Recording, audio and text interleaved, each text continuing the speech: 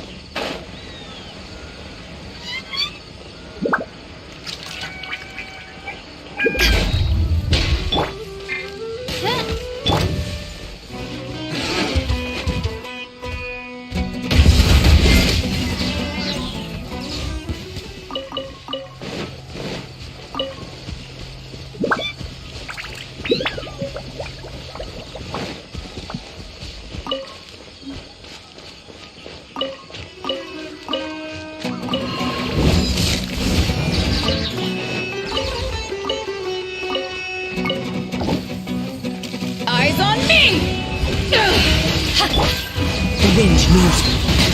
By royal decree. The more the merrier. The first round's on me. Happy to Looking for trouble?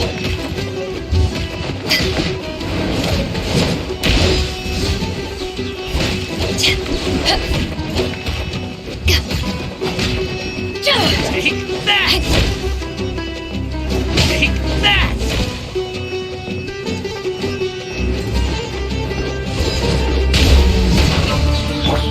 Into the wind.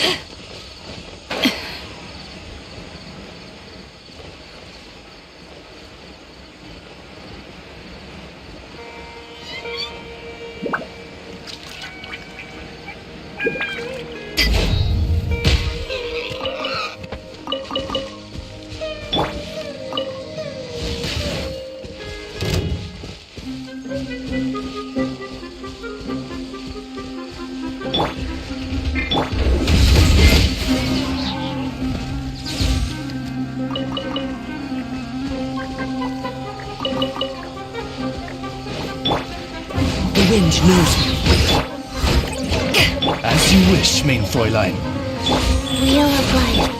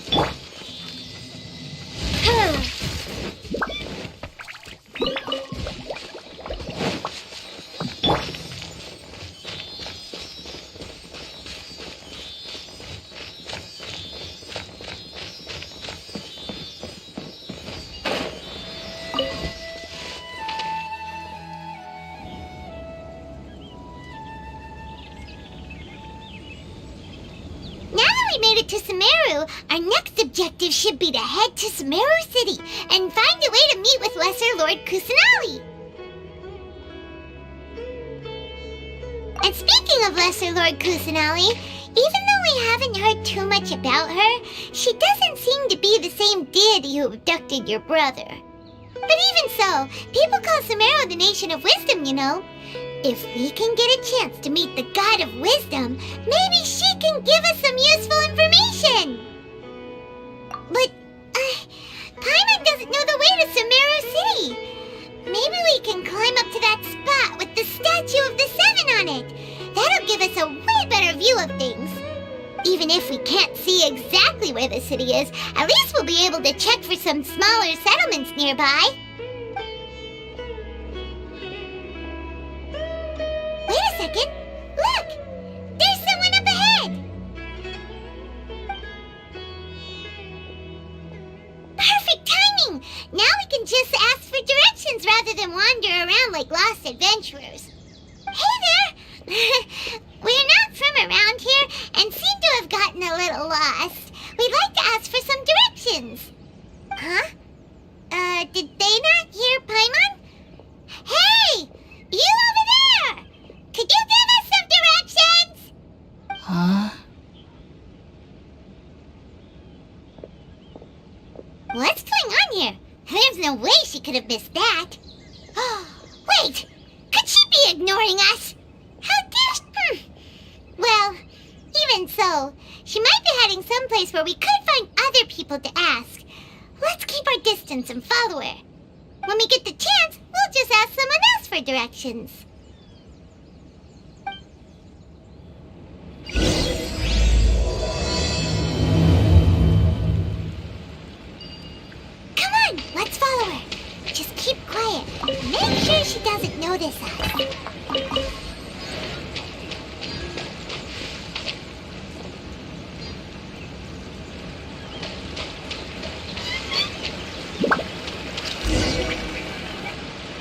Huh?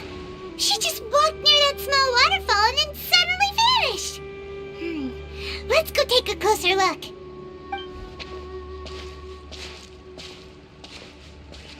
Paimon thought this cave would lead to a village or something, but it looks like that's not the case. Look, she's sitting over there. Wait, she couldn't possibly be living here, could she? What should we do now? Do we try asking her for directions again? Alright then. It's not like we have anyone else we can ask. Even if she's not very friendly, we just need her to point us in the right direction. That's all. Oh. What a lovely smell. It's coming from that sensor over there. This is definitely not your typical place to call home, but at least it smells nice. Maybe living here wouldn't be too bad after all. Huh? What's the matter? You don't look too good. What? Is the smell making you feel sick? Strange. Paimon doesn't feel anything.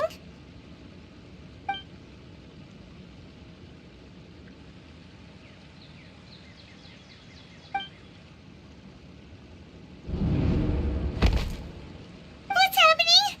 Traveler? This is no time for a nap. Oh, come on, wake up.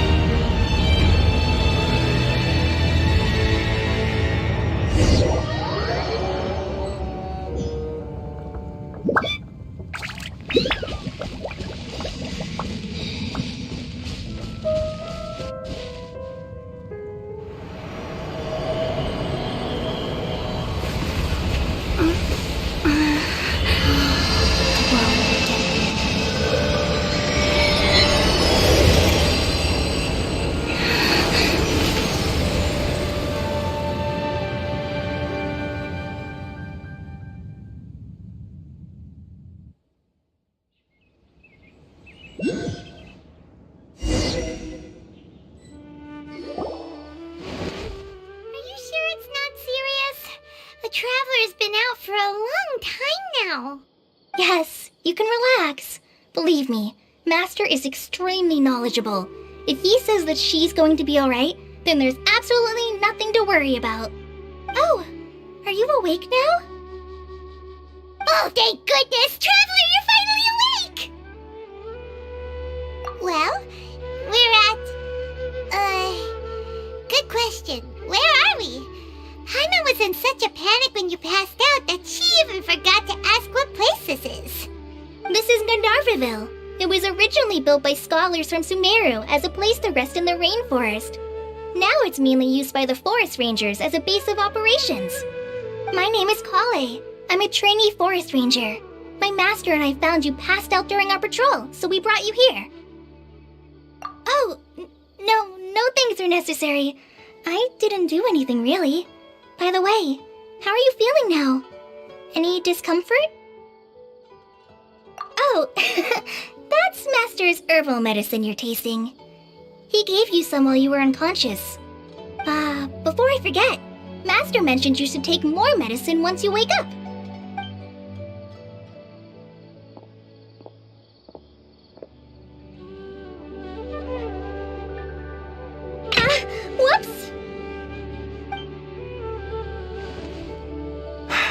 Kale, what's the matter?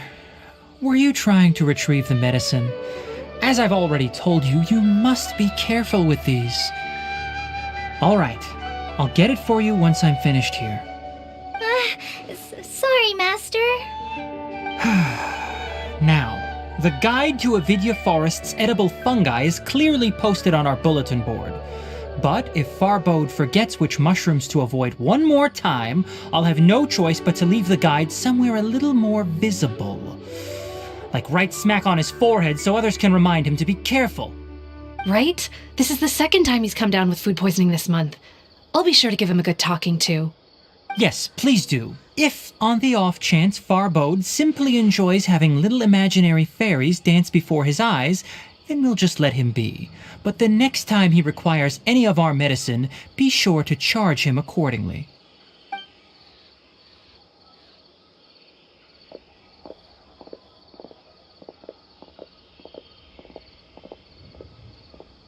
So, how are you doing? Feeling better? Oh, this is my master, Forest Watcher Tainari. He is chief officer over all the rangers here in Gandharvaville. I already informed Paimon about the reason you fell unconscious earlier, but now that you're awake, let me explain it for you as well. It is common practice for Sumeru scholars of certain darshans to dedicate themselves to training and meditation in isolated areas, particularly the nearby forests. While meditating, they use a certain incense known as spirit borneol to help calm their minds as they enter a state of deep rumination. In hopes of asking directions, you two followed a scholar named Hypatia into her cave. The incense you smelled inside was the spirit borneol I just mentioned. That incense typically has no effect on most people, but for a very select few, it can have profound effects on one's cognition, as you experienced firsthand. Does that make sense? Very good. Now, answer me this. Did you feel anything after passing out? Say, any out-of-body experiences? Or did you see anything while unconscious?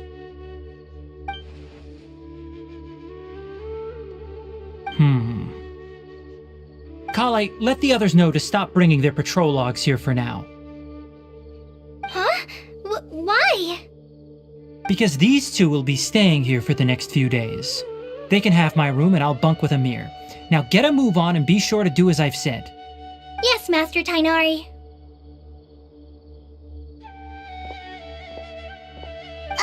Wait, hold on a second. Can you tell us what's going on? Sure, let me fill you in. I originally planned to send you on your way once you finished your medicine. However, it appears now that you should stay a while longer in Gandharvaville for further observation while you recuperate. Further observation? No need to be hasty. As long as you have the capacity to judge between right and wrong, I promise that you'll understand the gravity of the situation once I explain everything to you. Based on what you saw after smelling the incense and losing consciousness, we can conclude that you experienced a powerful hallucination, which suggests your mental state is not in the best of shape. If you're skeptical, have a whiff of this. Oh, are you okay? You're experiencing a similar sensation as when you passed out, aren't you? So even though your condition is stable as of now, if I were to haphazardly let you leave, it's highly likely that you'd suddenly pass out again somewhere else.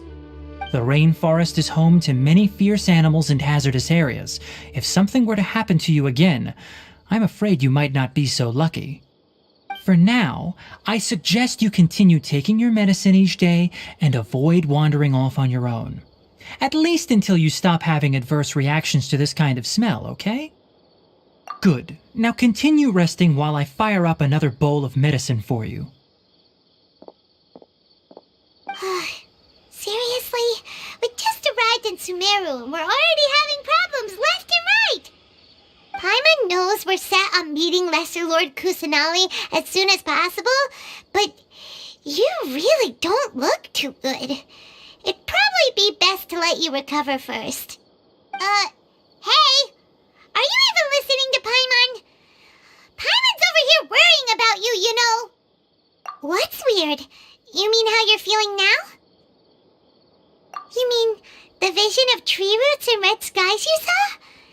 But if those weren't hallucinations, what could they be?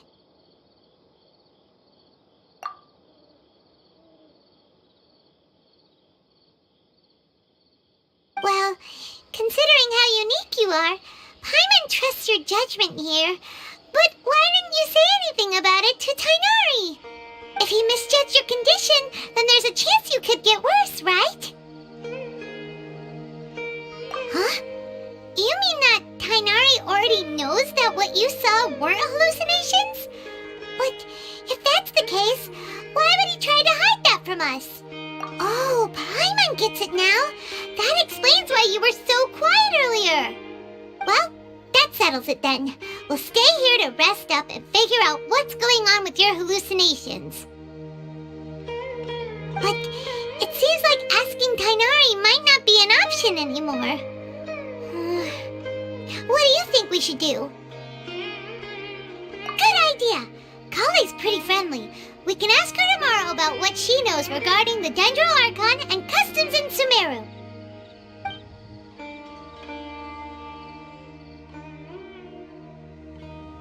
Rise and shine! Come on, it's time to go find Kale! How many rubish bomb mushrooms do I need to sell before I can finally buy a proper town?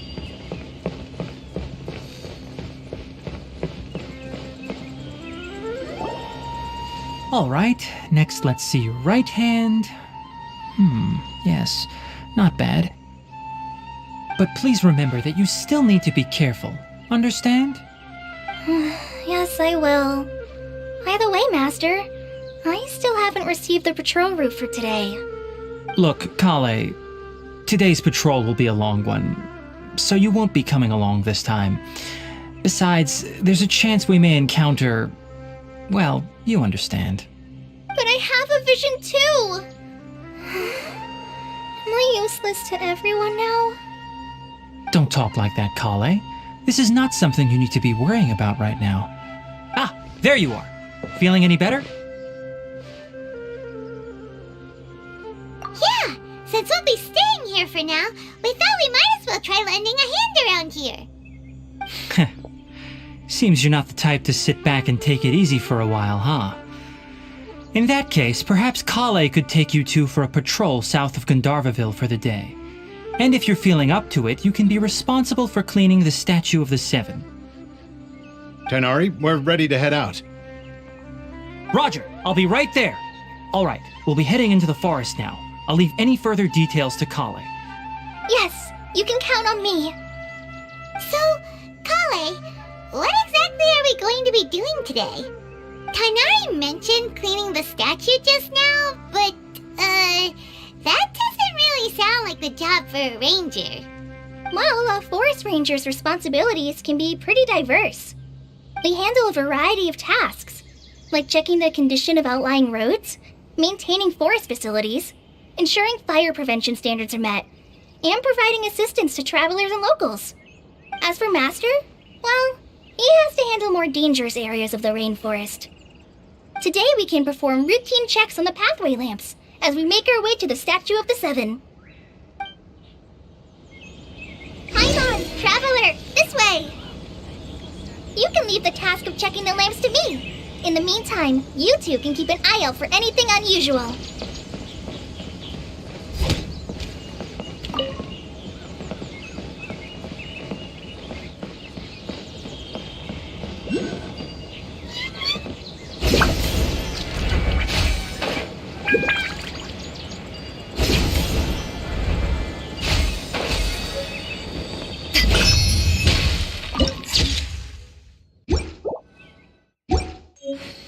Nothing wrong with these two lamps. Let's move to the next ones.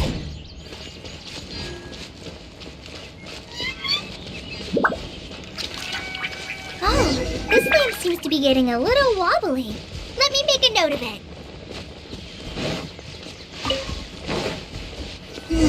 No problems with this lamp. Good.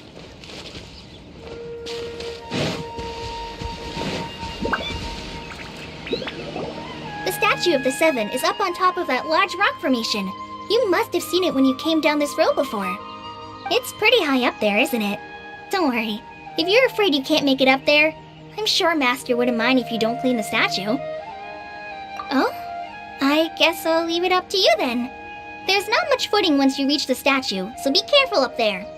Paimon will fly up with you and help you with those hard-to-reach areas. By the way, Kale, do you know anything about the Dendro Archon? You know, what's she like? That depends. Are you referring to Greater Lord Rukkhadevata or Lesser Lord Kusanali? Huh? Greater Lord Rukkhadevata? Oh, is that the name of the former Dendro Archon? Uh-huh. Greater Lord Rukkhadevata was Sumeru's first Dendro Archon. She created the rainforest as well as the wall of Samiel around the desert. Her works provided a means of peaceful living for everyone. To the people of Sumeru, she's not only a symbol of wisdom, but also of power and kindness. Unfortunately, she disappeared in a great calamity that occurred a few hundred years ago. According to what Master has told me, the sages later found the newly born Dendro Archon and whisked her back to Sumeru. To celebrate the reinstatement of their lost deity, the sages dubbed her Lesser Lord Kusanali and let her reside in the sanctuary of Siristana. Uh-huh. Then what happened? Well, and then...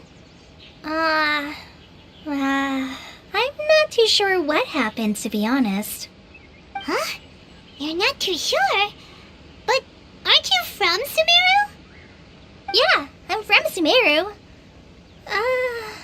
But...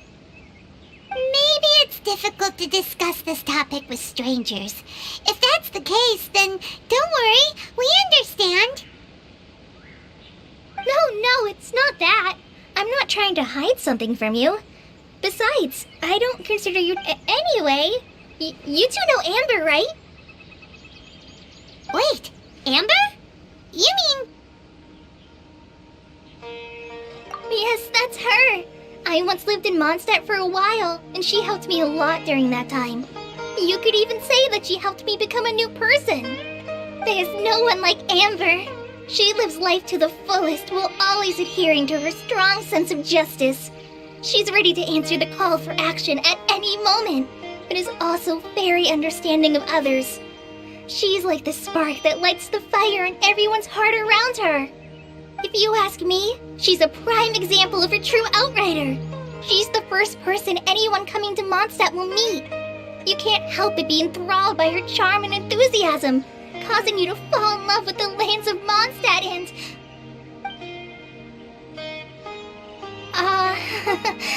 sorry.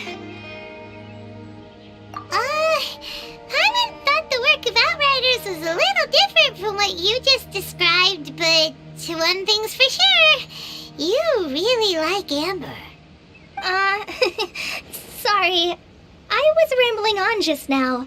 It must have sounded kind of weird. It's alright, Kale. Knowing that you're a friend of Amber somehow makes Paimon suddenly feel a lot closer to you. So, how do you know that we've met Amber? Well, after I returned to Sumeru, Amber and I have stayed in touch by writing each other letters. In one letter, she mentioned that Mondstadt was attacked by a fearsome dragon, but the city was saved by a mysterious blonde traveler and their floating companion.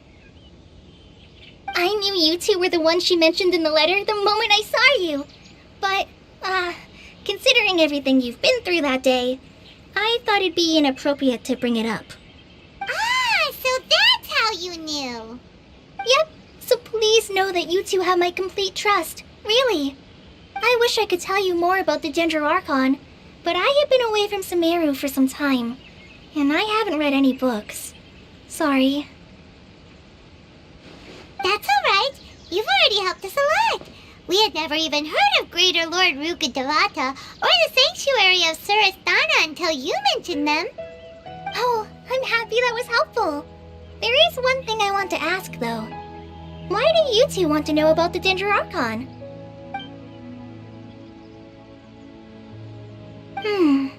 So that's why you're here.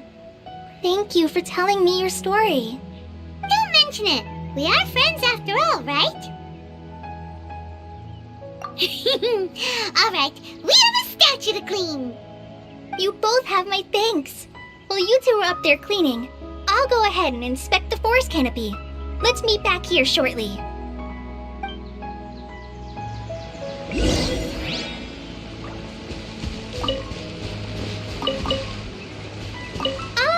I'm not a very good climber, so I'll just let you handle the statue. I'll go check the facilities up ahead. By the way, once we're done with our work here, would you like to chat some more?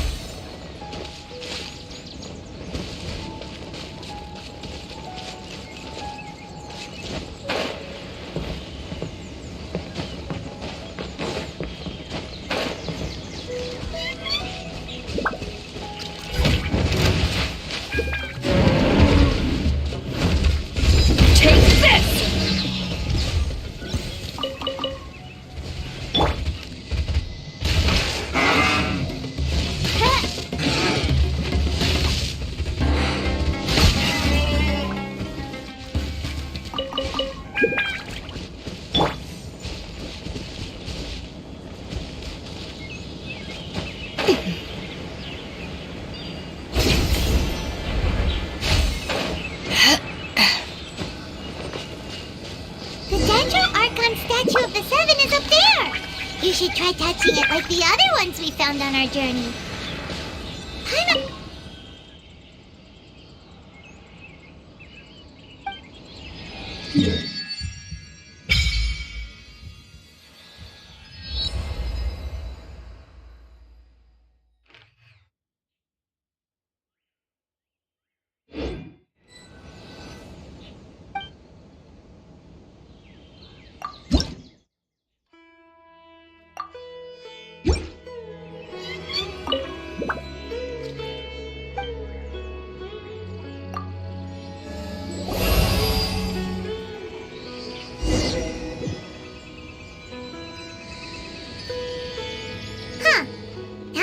looks at it, the deity that's carved on the statue is kinda small.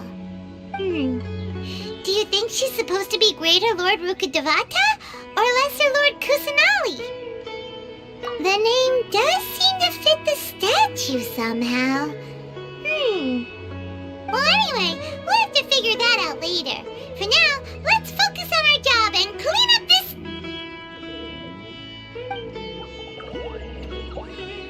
Huh? Wait a sec. Is it just Paimon, or was there something moving?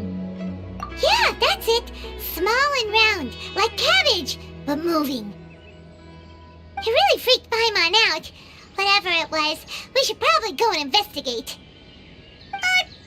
Actually, on second thought, maybe we should get to cleaning first. Paimon will fly up and take care of the top, and you clean everything below.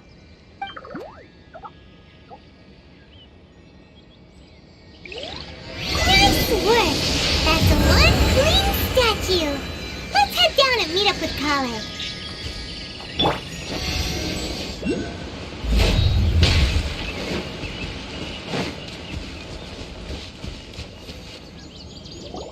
Kale, we're back! Welcome back! You must be tired after all that climbing. Let's take a little break. By the way, Kale, have you ever seen any small creatures scurrying around the forest? You know, that kinda look like a veggie. A creature that looks like a veggie? Well, I guess Master would say something like, all plants are living organisms, so they also fall under the category of creatures. Wow, fascinating! It almost sounds like an imaginary creature that you hear kids always talking about. I'll be sure to keep an eye out for anything like it. Oh, I almost forgot. Are you two hungry? I packed some food and water for us. Yay, food! What kind of goodies did you bring? Hey, don't be a party pooper. It's not like Kale is a stranger or anything. Besides, the best way to compliment a chef is to show passion for their food. Xiangling taught Paimon that. I prepared a nice portable dish that forest rangers like to eat called pita pockets. I hope you'll like them. Whoops! Ah, no! You dropped it on the ground! Not to worry. I wrapped a few layers of oiled paper around each pita. They should be fine. Oh, whew. Paimon nearly had a heart attack there.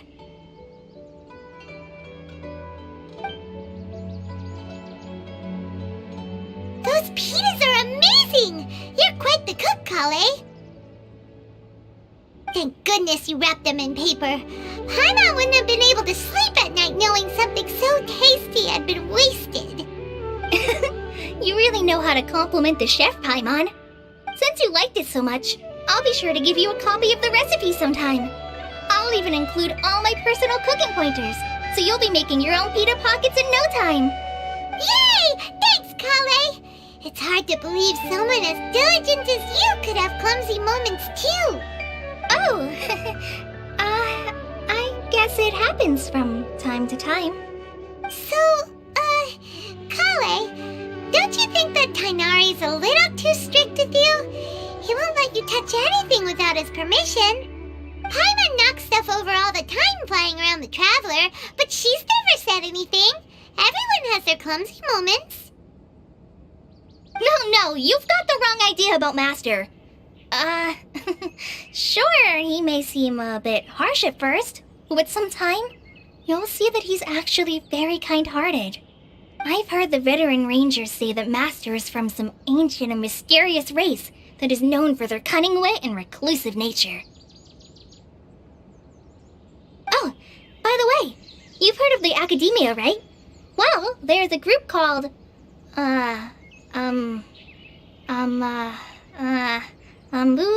something? Well, anyway, because Master does a lot of research on plants, sages from the Academia have written him many times, inviting him to take up an official position there. But Master declines their offers every time, saying, Sumeru City is too noisy. It'd be bad for my ears.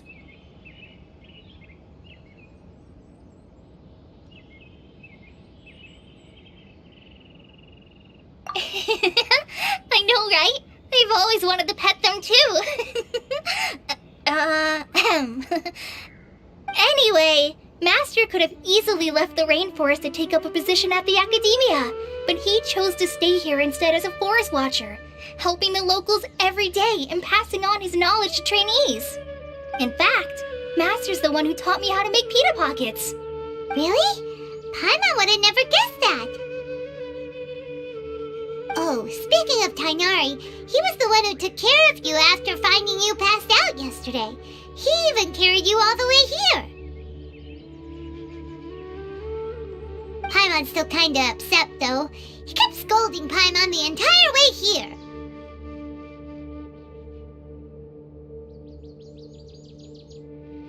Oh no, I'm sorry.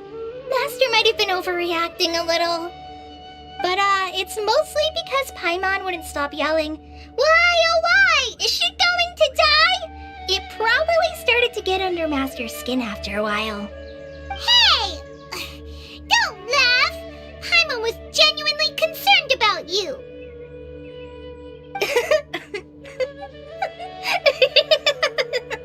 Hey! Now even Kale's starting to laugh.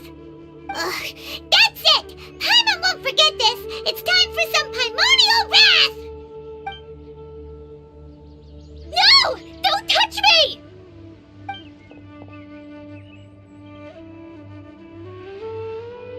Oh, sorry, Kale. Paimon didn't mean to scare you. No, I just... I didn't mean that. Kale, are you okay? What's the matter? No, I'm fine. I'm sorry. I must have startled you both reacting like that. Oh, well, it's getting late now. Let's hurry back to Gandharville. I think Master and the others should be back by now, too. Huh? What was up with Kale just now? And why is she in such a hurry all of a sudden? Look, she's practically running back. Paimon can't even see her now.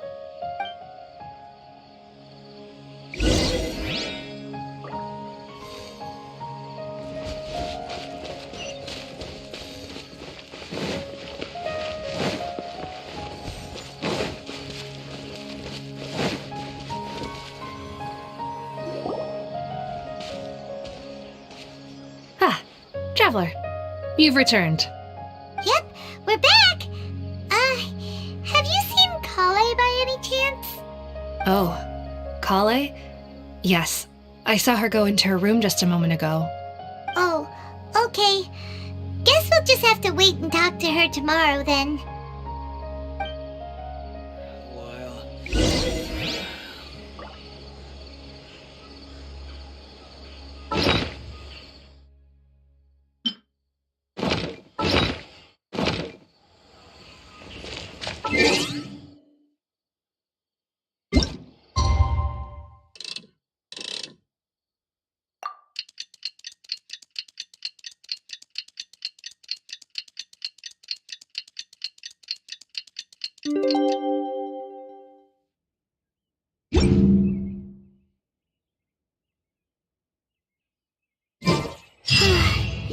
Paimon was thinking all night about what happened with Kale, and still can't figure out what the problem might be.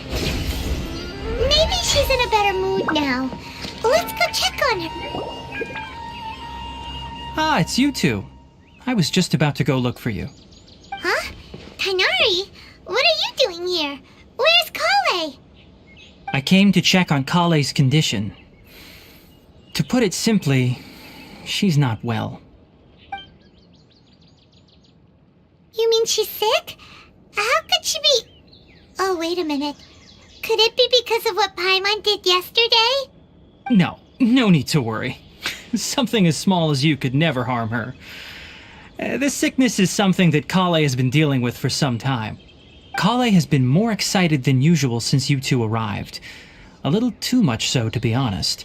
She hasn't remembered to take care of herself. I suppose it's understandable, though. She hasn't been around anyone she considered a friend for some time now. It must have been refreshing for her to have you two here. So, Tainari, what's really wrong with Kale? Let's take this conversation elsewhere. Kale just fell asleep after taking her medicine. She needs some peace and quiet.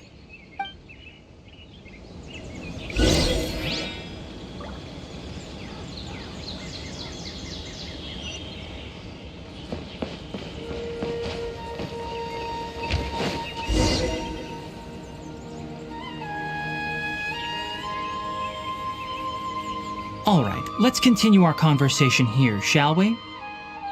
To be honest, I hadn't realized that you're that honorary knight from Mondstadt until Kale told me just now.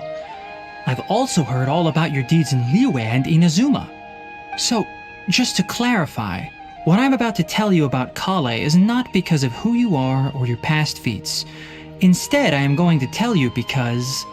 well, because Kale asked me to. And honestly speaking, I was against Kale revealing her past to you. But she insisted, saying you two treated her with sincerity and as a friend. So now she wishes to reciprocate the gesture. So, Tainari, what exactly is wrong with Kale? You said this is something she's been dealing with for some time. Just how serious is it? Right. Ever since she was a child, she's been afflicted with a disease called Elazar. Elazar? Yes, it's a disease unique to the lands of Sumeru. It is characterized by dark and hardened scales that form on the body. At first, the afflicted may only feel mild numbness on the affected area of the skin. However, as the disease progresses, one may begin feeling fatigued and even experience peripheral paresthesia.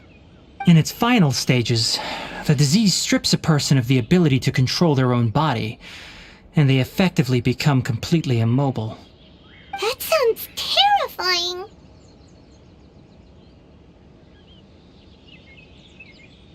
Wait, hold on. So when Kale seemed to be acting a little clumsy earlier, it was because... Correct. That would be the effects of Elazar, which is precisely why I do not want her carrying or holding anything, lest she ends up hurting herself. With appropriate treatment, the disease can be effectively controlled before it progresses to a more serious stage. However, there is unfortunately still no true cure for Elazar. Nevertheless, Kale's mother still hoped that there was something out there, She handed Kale over to an organization known as the Fatui after one of their members lied and said they had a cure. What? The Fatui? Ah, it appears you are already familiar with them. That'll save me some explanation. Anyway, the person who eventually rescued Kale and brought her to me for care said that she had been given to a harbinger known as the Doctor. I have no idea how this doctor managed to do it, but her case of Elazar was completely stable for all the years that Kale was with them. However, Kale's days with the Fatui were anything but pleasant. Kale is a resilient individual and always tries to appear cheerful, but her experience with the Fatui has left deep scars. Even now, she can still feel deathly afraid of someone touching her. Oh, Paimon had no idea Kale's been through so much suffering. Oh, by the way, Paimon, Kale wanted me to tell you that she's sorry for scaring you yesterday. She also wanted both of you to know that she's sorry for hiding her illness.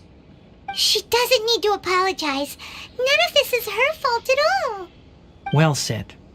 I hope you'll get a chance to tell her that in person the next time you see her. Kale once thought that it would be impossible for her to have any real friendships. I trust that you two will never let my trainee experience such emotional pain again. Don't worry, Tainari. We'll take good care of her. Well, it's not too serious at this point. She overexerted herself the last couple of days, which is what led to her breakdown this time. As long as she has taken her medicine and gets plenty of rest, she should get better. Though, I must admit that Kale's condition was much more stable when she first arrived here in Gandharvaville. She was interested in the work of the forest rangers the moment she saw us. I could see that she was serious about learning, so I felt compelled to ask her to join us. Her stamina has gotten much worse recently. Though a moderate amount of physical exercise is always necessary, I'm afraid the long-distance patrols are a little too much for her now. All right, now that I've told you about Kale's past, I think I'll head into the rainforest to find some ingredients needed for her medicine. I'll see you two later.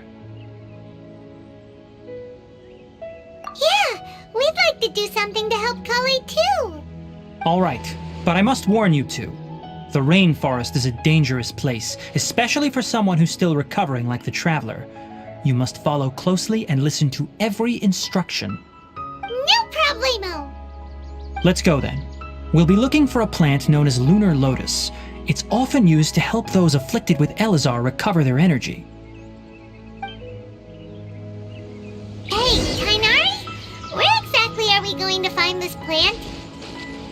Lunar Lotus can be found all over the rainforest, but it often grows right here around Gandharvaville. Given the name, it sounds like we should be looking for it in the water. You are correct. Lunar Lotus grows in the water. When fully matured, they look like giant blue flowers floating on the water's surface. Quite an attractive species, if you ask me.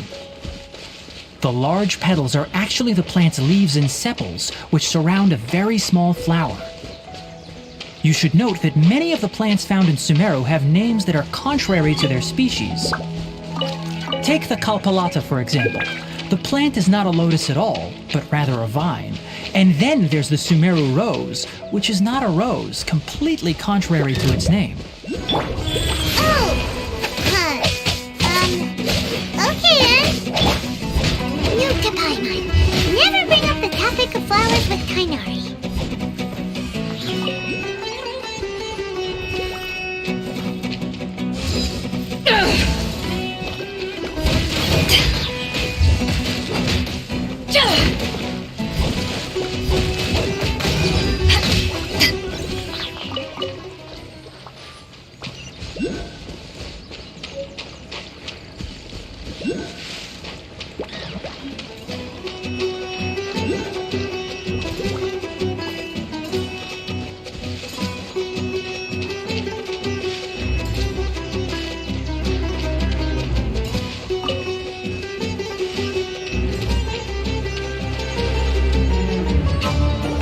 There should be lunar lotuses growing somewhere in this area. Let's split up and begin searching. If you could manage to gather 4 of them, that would be sufficient. We'll rendezvous here once you've gathered the needed amount.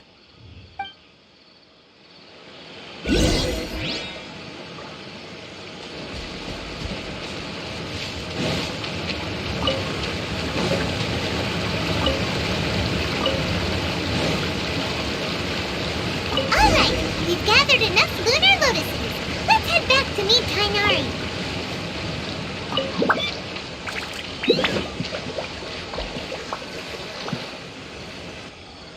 Hey, Tainari! We found the lotuses you requested. Let me take a look. Good, very good. These are all excellent quality. I'm quite glad you two came along. Your exploration experience helped save me a lot of time here. It seems we even have enough time to stock up on some other things I need. Hey, Tainari! Oh, Tainari! Someone's calling your name! They're dressed like a forest ranger. Ah yes, that's Amir and the others. But didn't they just set off not too long ago? What are they doing back so early? Let's go find out what's going on.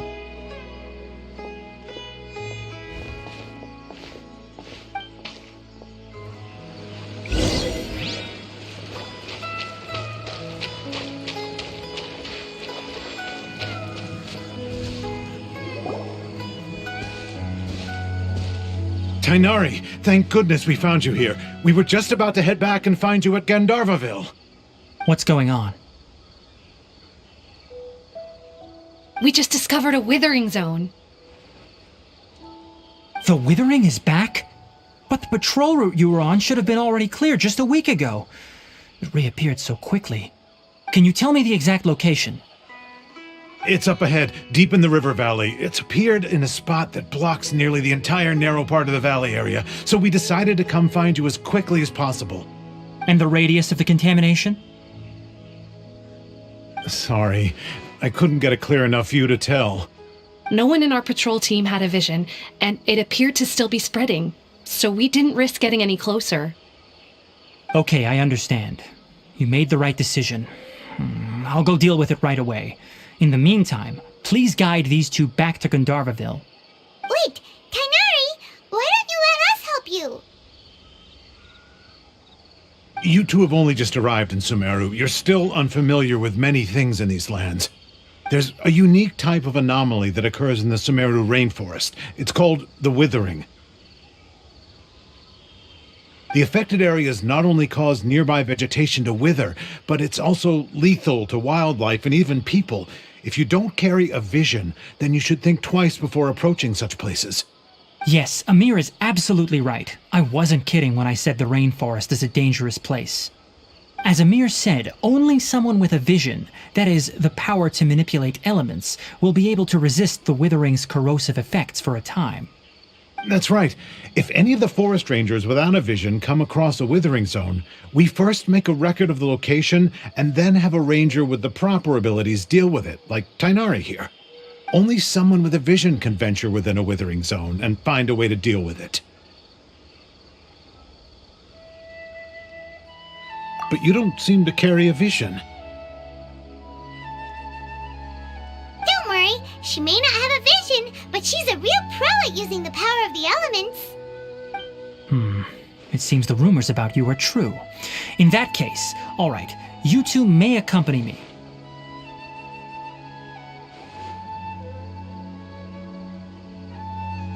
We typically only teach visitors how to identify the Withering as they're about to leave Gandharvaville. We'll make an exception today and show you what it looks like up close.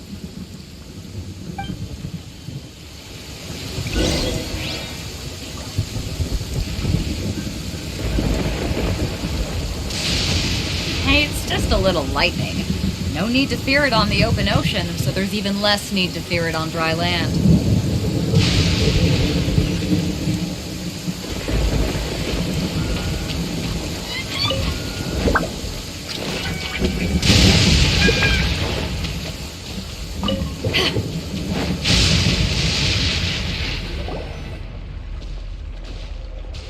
Stop. Don't move any further.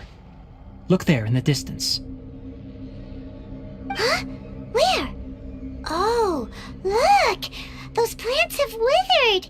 That whole area is kinda gloomy. Even the air looks like it's filled with ash.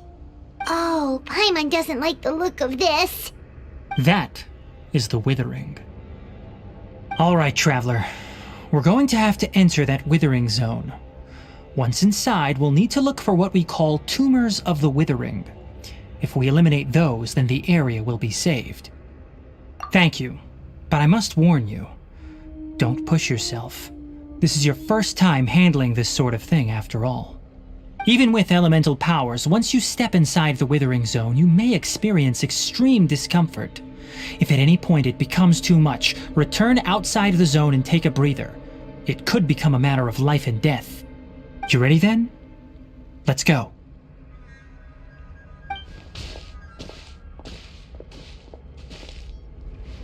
First, we must locate any branches sustaining the withering zone.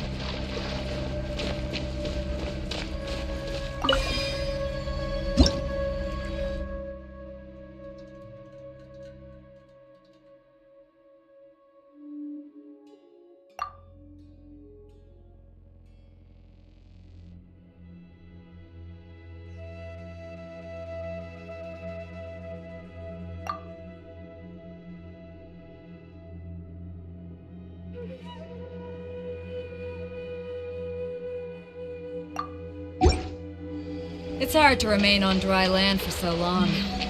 Never quite seem to get my land legs back.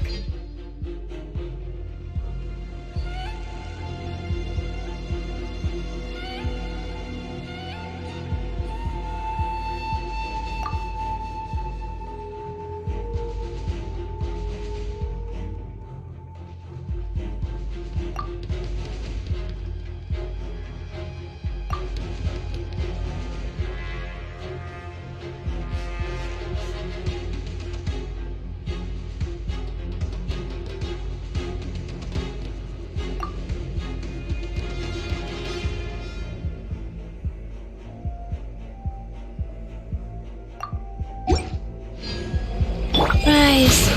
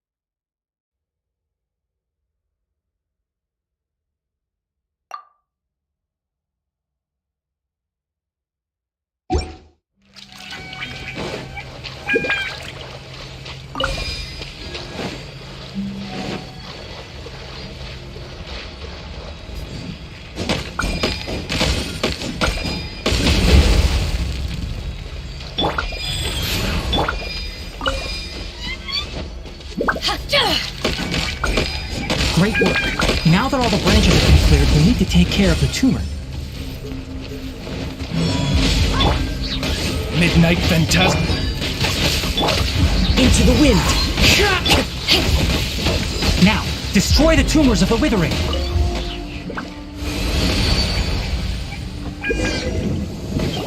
We did it! Everything's returning to normal now! Yes, thanks to you two. We were able to quickly restore this area back to normal. Tainari? You make it sound like we did well, but why does Paimon have the feeling you're worried about something? It's that obvious, huh? Alright, it's like this. Recently, the rate at which the withering zone appears has been increasing. Even though we were able to quickly clear that withering zone, It won't be long before another one appears. If that simply meant more work for me, then that wouldn't be an issue.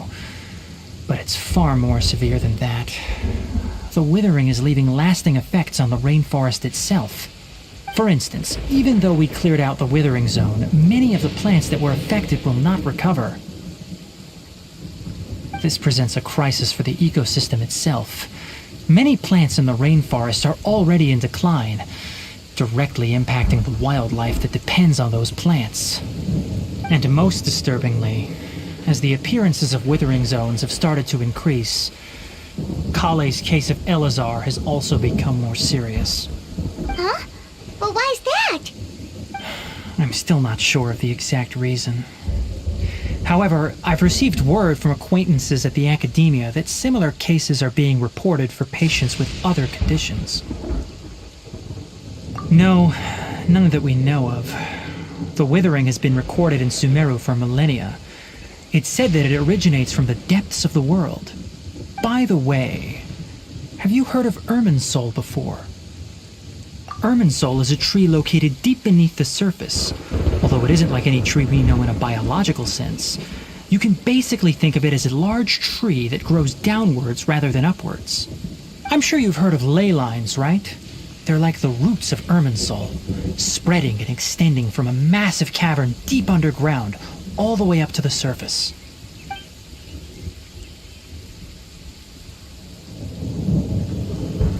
Ley lines continually absorb the memories of this world, which are then funneled into Irminsul, allowing it to collect knowledge and wisdom from ancient times to present day.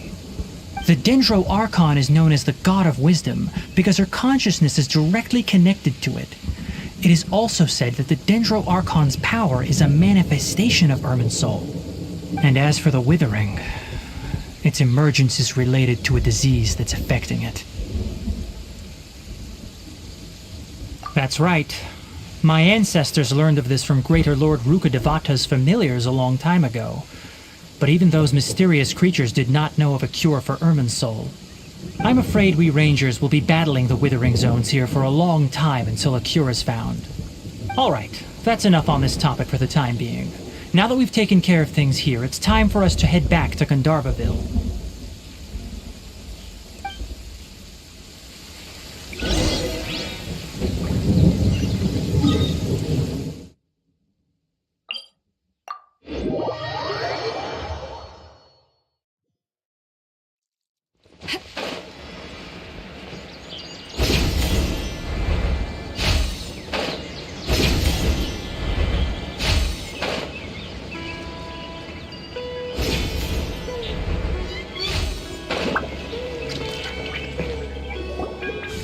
Oh, Tainari, you all made it back. How did it go? The Withering Zone you reported has been taken care of. No need to worry. Huh. Wait, is that? Oh no, Hypatia!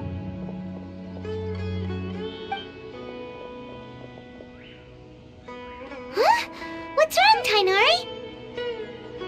This Duskbird is Hypatia's designated courier for urgent news. You do remember her, don't you?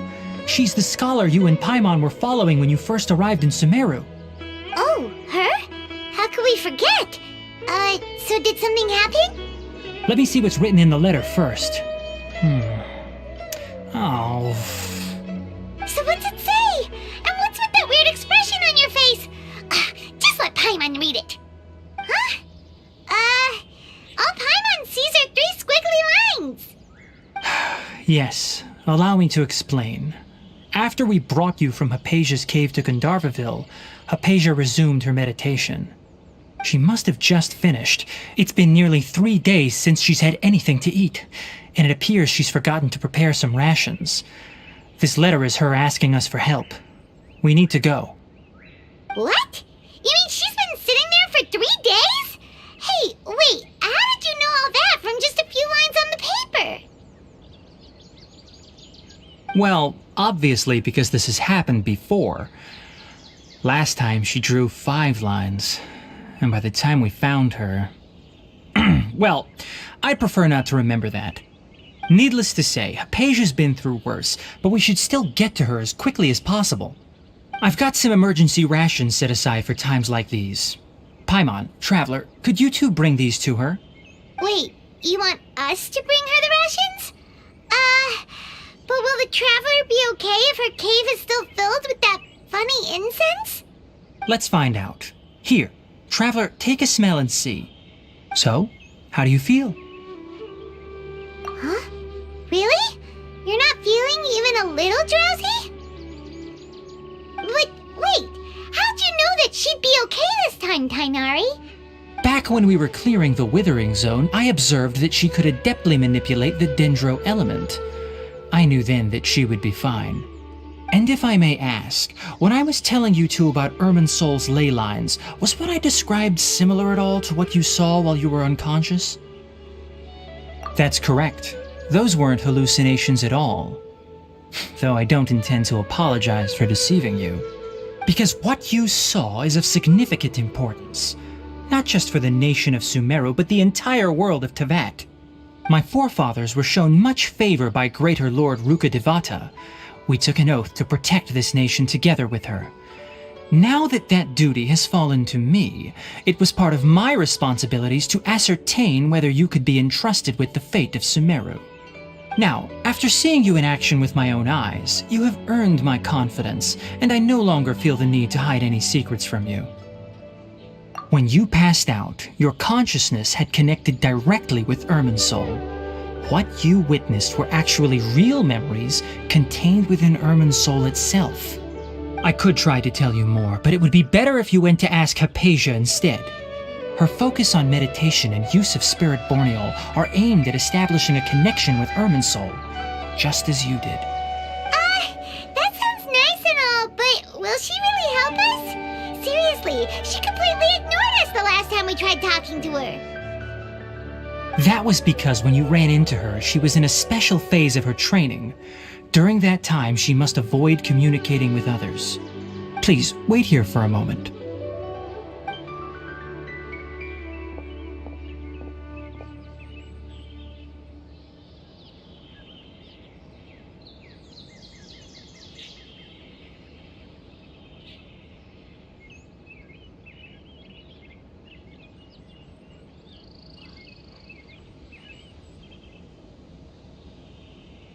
Here, take these. It's a meal I packed for Hypatia, as well as some other ingredients. I'm sure it'll come in handy. Also, here's a letter that I would like you to give to her. Just show it to her and she'll answer any questions you may have. No, I should be the one thanking you. You've both been a great help these last few days. Hypatia should still be in the cave. Let's go inside and see how she's doing. 5 dusk birds flew by.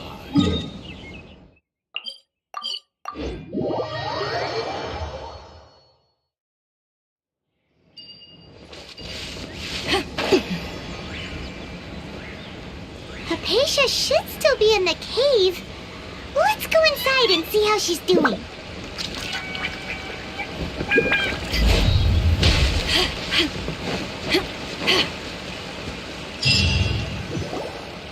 Hello? Hypatia? Hey, there's nobody here. Maybe she went out to look for some food.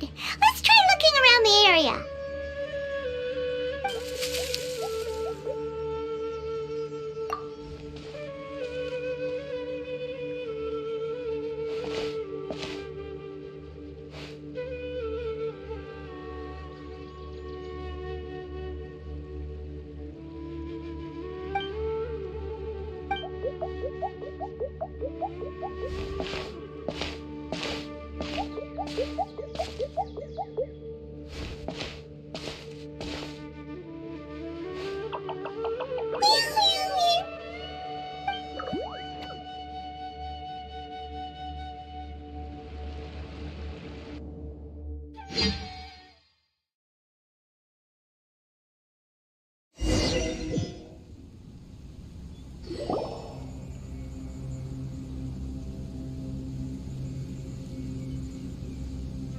There you are!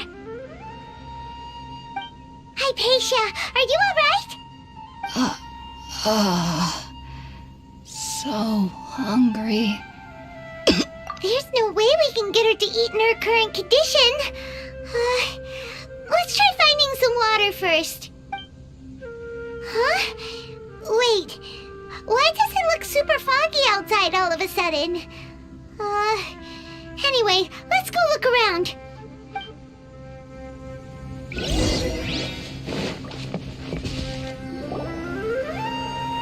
Huh? How'd things out here end up looking like this? What happened? And where are we? Really? Oh, maybe you're right. Let's go investigate the area.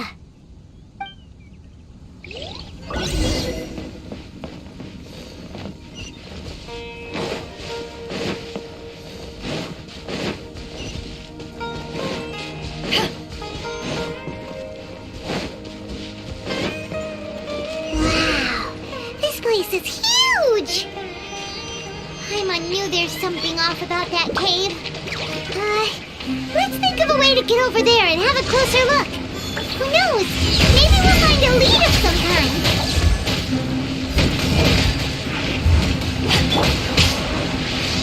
The wind knows me.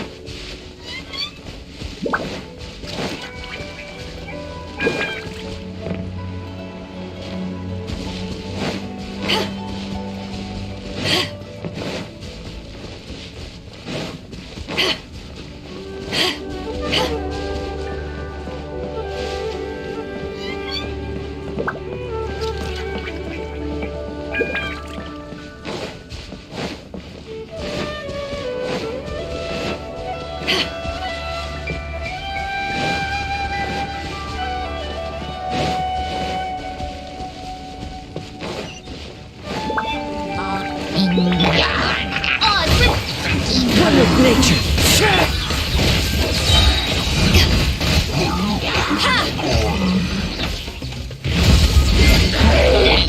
Into the wind.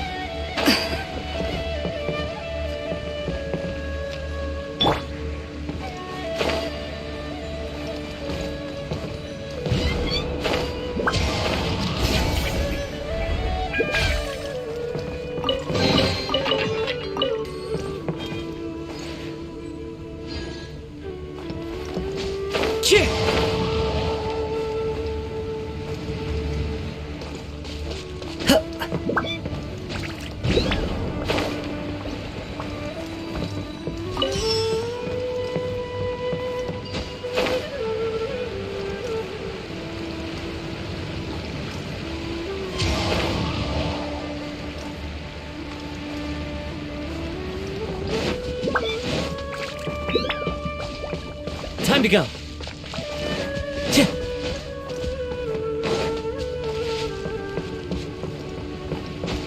Sha-sha.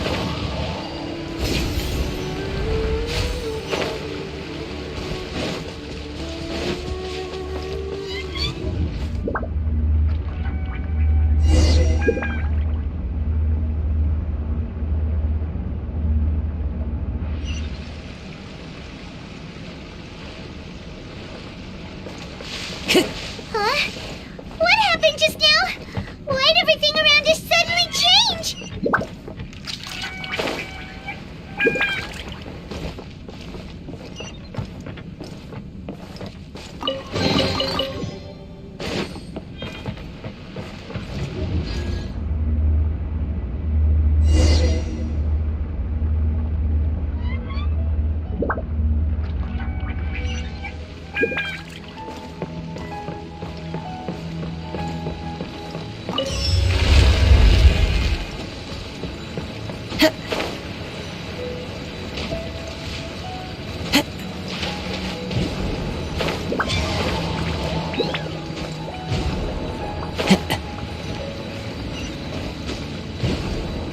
Cheer! Follow the wind.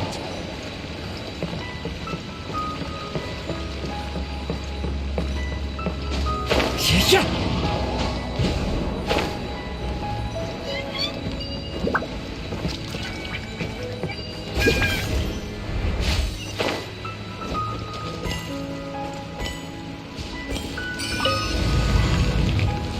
Time to go.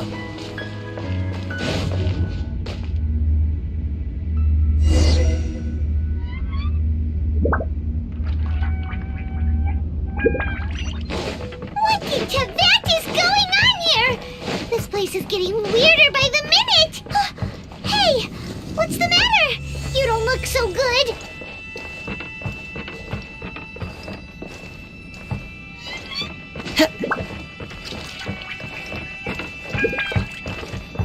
Cheer! By royal decree.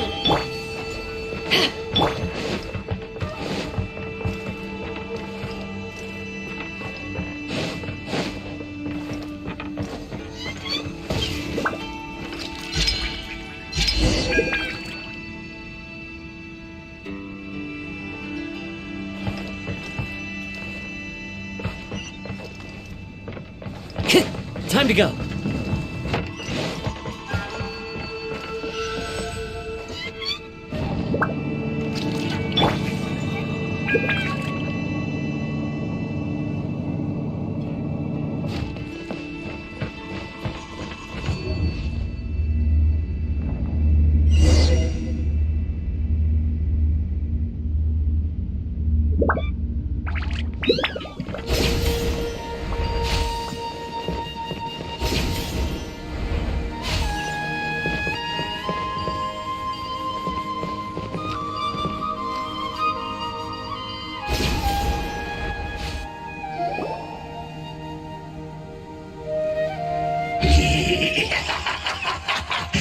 Well. Looks like we meet again, traveler. The Abyss Herald! What are you planning to do in this strange place? Strange place. Plotting. You needn't worry about such things. They don't concern you. Bow before the Abyss! Oz revealed by... As one with wind and cloud, one with nature. As you wish, main Fräulein. Sacred name, fortune preserver.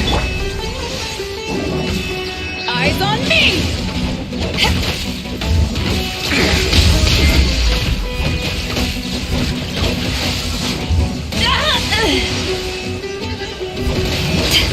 The end is nigh. Wheel of life. Into the wind. By royal decree, wings of darkness.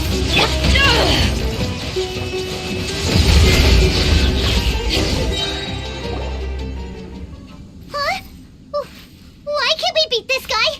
Oh, Paimon doesn't get it! We faced others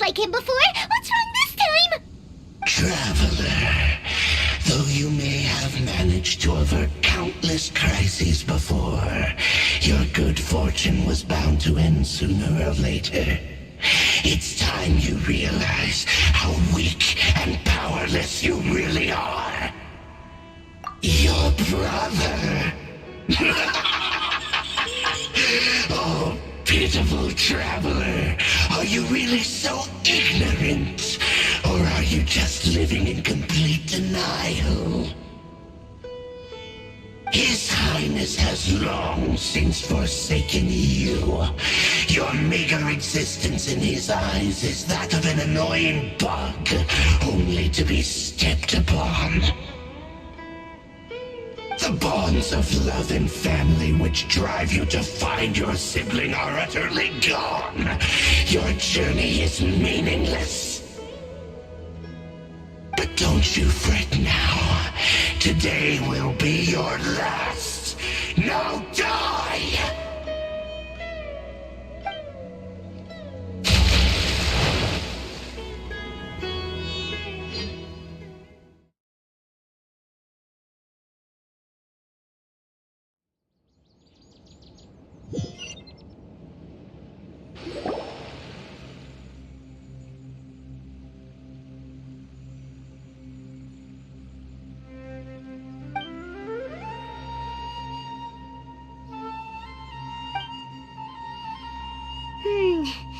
What do we do?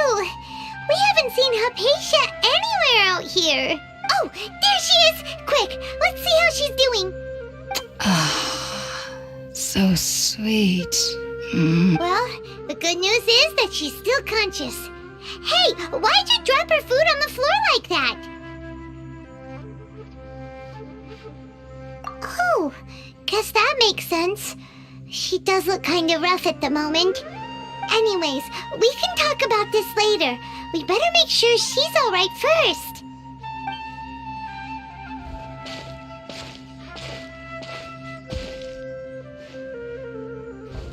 Whoa, wait a sec.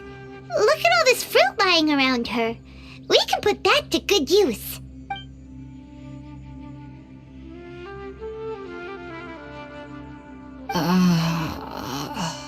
Who is there? Tainari, is that you?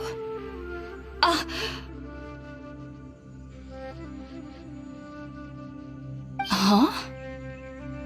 It's okay. You can relax, Hypatia. Tainari sent us here to bring you some food and water. Here, we have a letter that he asked us to give you.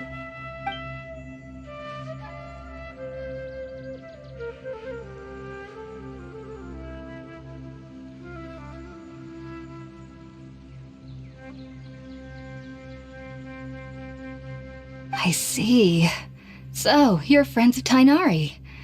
I apologize for all the trouble I've caused you. I'm grateful that you came so quickly to save me. You even brought all this fruit. Well, actually, we didn't bring the fruit. It was already here when we arrived. We were kind of wondering about that, actually. When we found you here, there was all this fruit lying around and even some juice dripping from your lips. How did you end up like this anyway? Oh, really? I seem to understand now. All the fruit was likely from my, neighbor. Must have come by and saw me like this. Your neighbor? You mean there's someone else living nearby? Oh? So you're able to see them too?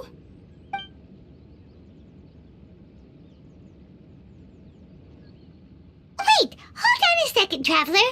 You say that before we arrived, you saw some mysterious creature and suddenly had a strange dream? Isn't that a little too crazy to believe? No, I actually do believe what the traveler is saying. I myself had a similar experience once before and ended up scaring my timid little neighbor here. You needn't worry. They mean you no harm. They only dragged you into the dream because they hoped to buy themselves a little time in order to scurry away.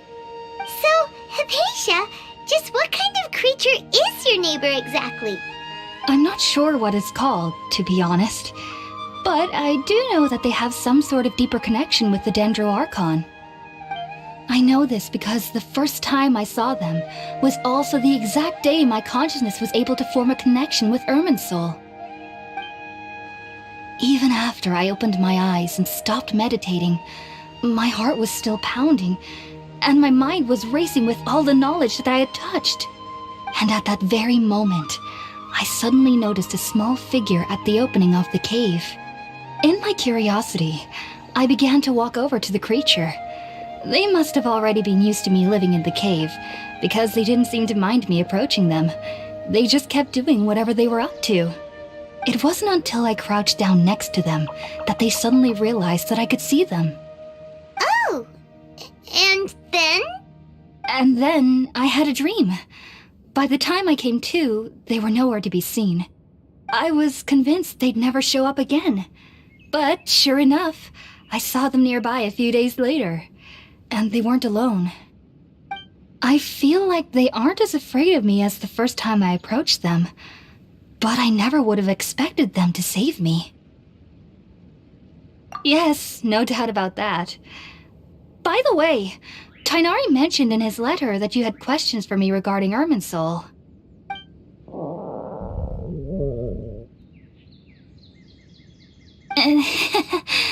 Sorry about that. Sounds like just drinking juice still isn't quite enough for my stomach. Well, if somebody hadn't dropped the food earlier...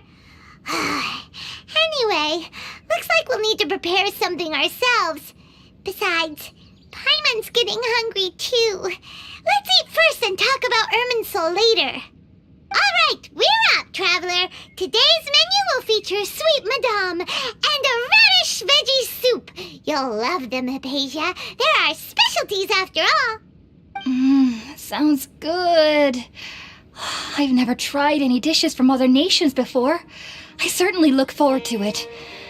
It's been so long since I've had a decent meal, too.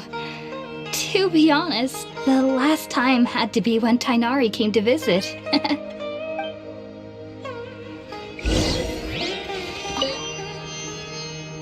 Are you already finished cooking? Smells delectable. I'm truly thankful whenever I can enjoy a proper meal like this. Cooking really isn't my forte.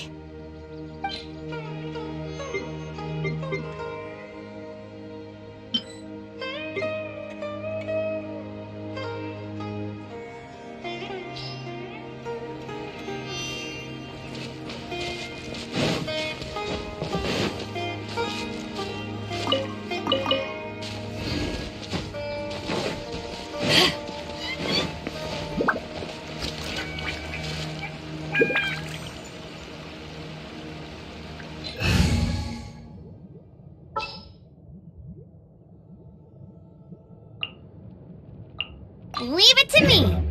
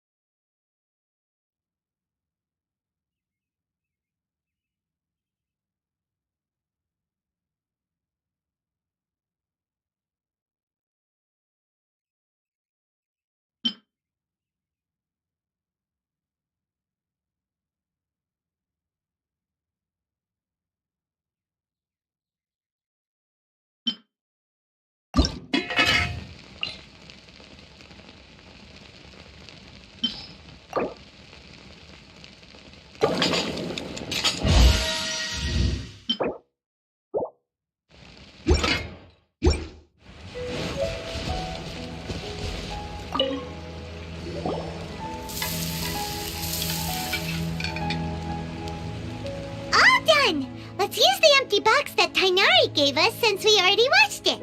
Oh, it smells amazing.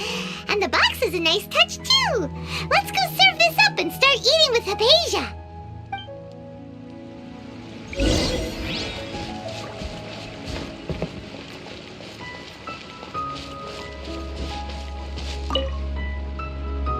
Are you already finished cooking?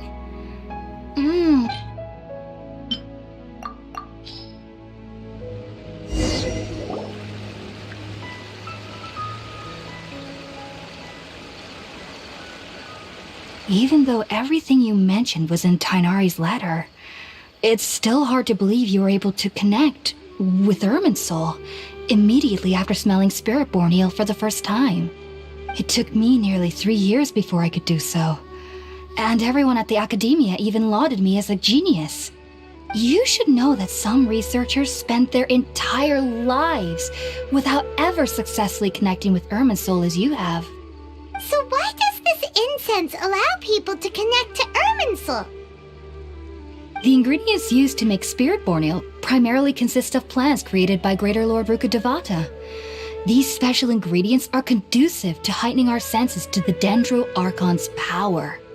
Since the root of the Dendro Archon's power lies within Irminsul, we can occasionally tap into her powers to peer into the depths of the earth. That's all right. I'm sure you'll come to a clearer understanding as you remain in Sumeru. Makes sense. But Paimon's got a question. Why was she sensitive to the smell of those plants for such a long time? That was primarily due to her body's unique constitution. Stimulated by the incense, she could perceive the Dendro Archon's power and experience the sensory overload, hence the adverse reactions. Taking in any scent similar to the ingredients of Spiritborn eel would cause adverse effects. Not to worry though, it appears you've already fully recovered. Technically, your body should still be sensitive to the powers of the Dendro Archon, but unless you're using intentional meditation techniques, the scent of Spiritborn eel should no longer trigger such reactions. Whew. Well, that's a relief. I must admit, I am quite envious of your abilities. Even if it meant suffering from pounding headaches for the rest of my life, I'd consider it worthwhile so long as I could connect with Irminsul at will. Whoa, you're really serious about this whole thing, aren't you? I am a researcher after all. As a member of the Ritaoist Archon at the Academia, my main area of research is the stars and their connection to the fate of living beings. But there is still so much we don't know, especially regarding the mysteries that lie in the starry skies. Which is why I must turn to the all-knowing Irminsul for answers. If only my perception wasn't so limited. Unfortunately, I cannot guarantee that my every attempt to attune with Irminsul will be successful, or that doing so will leave my consciousness intact. I am currently in the stage of training known as Satyavada life. Many researchers in Sumeru have lost their minds while seeking to attune with Irminsul during this stage. Sages have said that Irminsul contains divine knowledge, and touching such knowledge without the proper preparations and abilities will only lead to one's mind caving in on itself. That's why we meditate alone. We need to ensure that our minds will be calm while minimizing the possibility of involving anyone else. Whoa, so knowledge from Irminsul can be super dangerous. Aren't you afraid of the risks, Hypatia? Of course I do, especially during nights that are pitch black with no moonlight, and dead silent without even the sound of insects. However, I've been feeling better as of late. I don't get as scared anymore knowing that I have a little neighbor living nearby. I believe that being able to see them is a sort of blessing from the Dendro Archon. But what's strangest of all is that they're clearly an envoy of the God of Wisdom herself, and they have the curious power to make people dream. What's so strange about that? It doesn't sound so out of place for a divine being, does it? Well, it's strange because nearly nobody in Sumeru can ever dream. Oh, is that true? Yes, well, to an extent. Only children can dream in Sumeru. Adults, however, never do. The sages say that wisdom implies rationality, but that which occurs in dreams is often neither rational nor logical. Yes, if one struggles with anxieties, those emotions could influence their dreams. The fact that the people of Sumeru do not have dreams is seen as a blessing by the sages. They believe that Greater Lord Rukkhadevata, the God of Wisdom, is keeping us away from the foolish delusions you encounter in your sleep. I was born into a family of scholars in Sumeru City.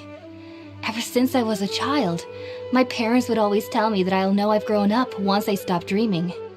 I studied hard, enrolled as a student in the academia, and went on to become a researcher. Sure enough, I never dreamed again. But then, on the day I scared the little Aranara, I suddenly saw a dream again. It was incredible. Though I don't exactly remember what I saw, I clearly recall the feeling. I suddenly felt like I was a child again. Back then, I was foolish and ignorant as any youth would be, but I was free of fear. Maybe dreaming isn't as bad as we've made it out to be. Just be sure not to speak of this if you travel to Sumeru City. They'll look at you as if you've lost your mind. So, do you have any thoughts about the things she saw when she connected with Irminsul? Sorry. I'm afraid I don't have any answers as of now. All I can say is that what you saw is a memory contained within Irminsul itself. World Forget Me. What could that possibly mean? If only I could ascend past Satyavada life and begin Paripurna life, I might have some more answers for you. If you two are ever in the area again, please be sure to come and see me. There's no need to be thanking me.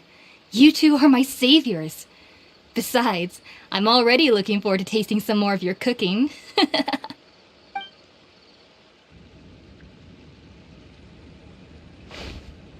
Now that we know Hypatia is alright and had the chance to ask her some questions, Paimon thinks it's about time to head back to Gandharvaville.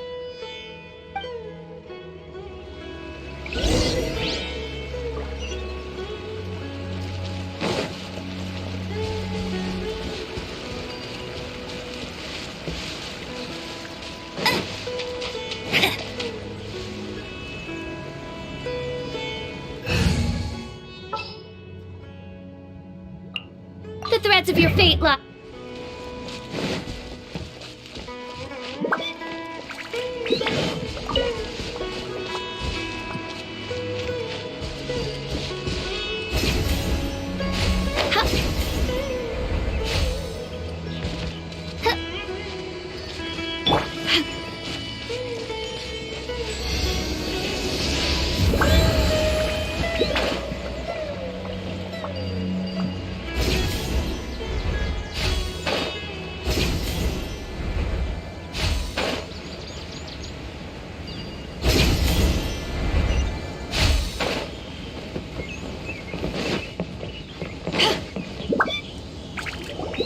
Think about it, Tainari. Refusing to join is tantamount to burying your head in the sand. I understand that you're a forest watcher and that it's your duty to combat the effects of withering zones, but isn't it evident that such work is not a lasting solution to the problem? As Sage Kage clearly stated, your presence and guidance in Sumeru City is pivotal in finding a cure for Irminsul. How could you possibly refuse? Keep your emotions in check, Gulam. Let's at least listen to Tainari's reason for declining. We're here to invite him to the Academia, not to cause a scene. Sage Kage, I am truly honored that you came here in person, but I'm afraid I must still decline your invitation. I am merely a forest watcher. How could the great minds of the Haravatat have any need of someone like me? Well, it turns out that your refusal letter had some implications on your master's reputation. He is a renowned sage of the Immorta, after all. So now I've come here in his stead. I see. Huh. And I figured that given his temper, he would come here and berate me personally. Tainari, your master is an integral part of this effort, and now he requires your assistance. And what exactly does my master need of me, Sage Kage? You'll know once you've arrived in Sumeru City, that is. And how long will I be required to stay? There's no definite answer as of now. Do you mean to tell me that despite coming all the way here to Gandharvaville, you still can't answer the questions I laid out in the letter to my master? If that's the case, then I'm afraid I cannot give you a definite answer either. Tainari, but you... So be it. Come, Gulam, we're leaving.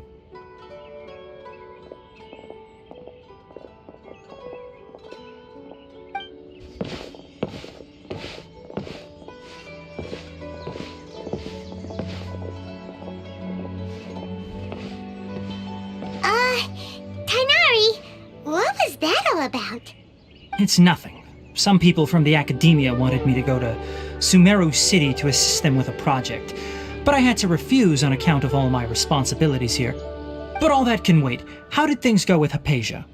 It was quite the eventful trip, but the main thing is that she's safe and sound. She answered a bunch of questions for us, too. Very good. Now that the traveler has made a full recovery, there shouldn't be any reason for you to tarry here longer. I assume you will be heading to Sumeru City, correct? That's right! We want to meet Lesser Lord Kusanali and ask her for advice. Do you have any idea on how we can find her? Sorry, I'm afraid I don't have any advice for you there. Well, do you at least know anyone we can try asking in Sumeru City? Let me think. My trips to Sumeru City have been fairly short, and most of my acquaintances are researchers. How about this? I'll write you a letter of introduction that you can give to a researcher I know. He's from the Amorta Darshan and is adept at gathering information. Asking him might prove worthwhile. Also, when you enter Sumeru City, you'll probably end up receiving something like this item here. I'm not sure if it will ever come in handy for you, but maybe you can give it a try. Oh? What is it? It's called an Akasha Terminal. It's a tool produced by the Academia that utilizes the legacy of Greater Lord Rukadevata. Some say that this very item is the basis of Sumeru's reputation as the City of Wisdom. Needless to say, this device and its usage fall under the Academia's expertise, so I'll leave it to them to show you how to use it. Great! Next up, Sumeru City! But wait, before that...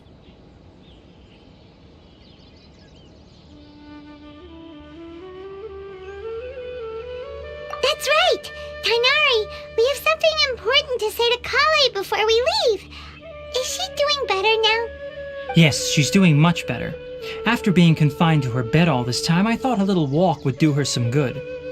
Last I saw her, she was taking the path towards the North Crossing. She knew you two would be leaving soon, so she must have wanted to see you off. Thanks, Tainari. All right, let's go! Farewell, and good luck to you both.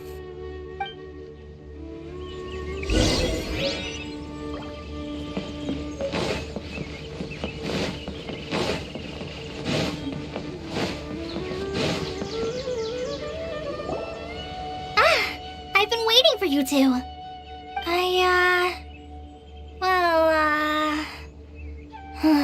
Never mind. I guess I should just wish you two a safe and successful journey. Thanks for waiting here just to see us off, Kale. We're headed to Sumeru City. Don't worry about me. I can take care of myself. My condition won't be getting in the way of my duties. I want to be a forest ranger after all. It's up to me and the others to protect the rainforest here. And, I'm sorry. I should have told you both about my condition when we first met. I just wanted you two to treat me as a normal friend, not some girl that needs your sympathy. But I guess now I understand that the most important thing is for friends to be genuine with one another. There's no need to apologize, Kale. We should be thanking you for trusting us enough to be your friends and sharing your past with us. We're probably still gonna worry about your condition, but that's because we're friends and we care about you. Thank you. That means a lot. Before you leave, I have something for you. Oh? What is it? It's my recipe for pita pockets. I told you that I'd give you a copy, remember? My handwriting is a little, messy, so please don't laugh. Yay! Thanks, Kale. Now we can eat those scrumptious little pitas whenever and wherever we like. I hope that whenever you eat them, you'll both remember your time here in Gandharvaville. Well then, I, trainee Forest Ranger Kale, bid you both farewell. Please visit Gandharvaville again. The Rangers will always be ready to assist you here.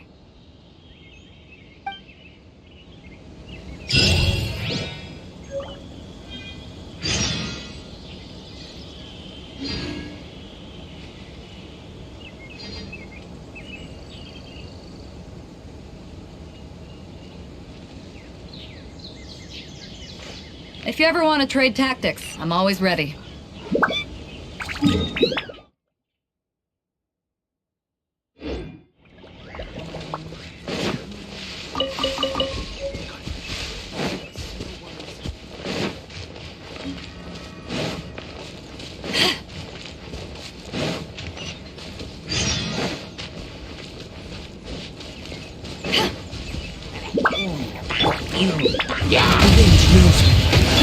Oz, reveal guys!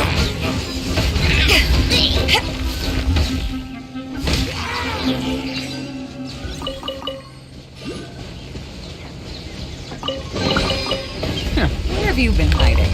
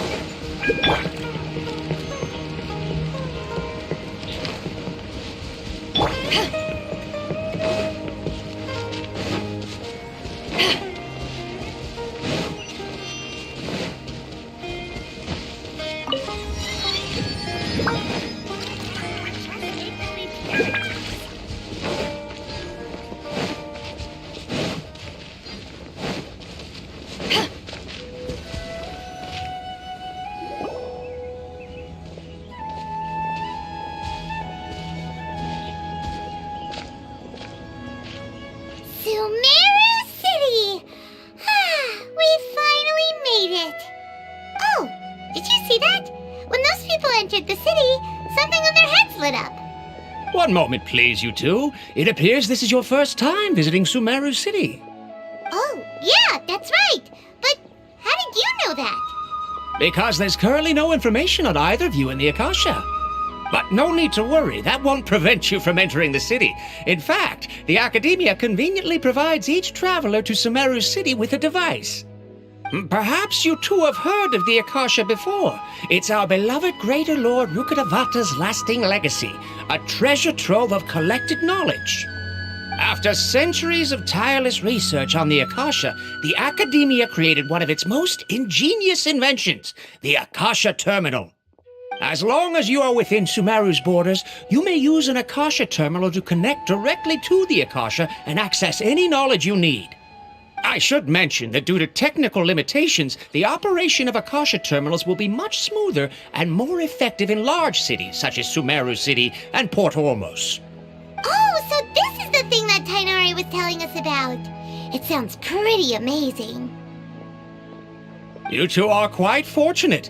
Until recently, it was standard practice to only issue Akasha terminals to outlanders who spent an extended amount of time in Sumeru. However, this policy was recently changed, and now all travelers are issued one upon arrival. Here are your Akasha terminals. Please handle them with care. It kinda looks like a leaf.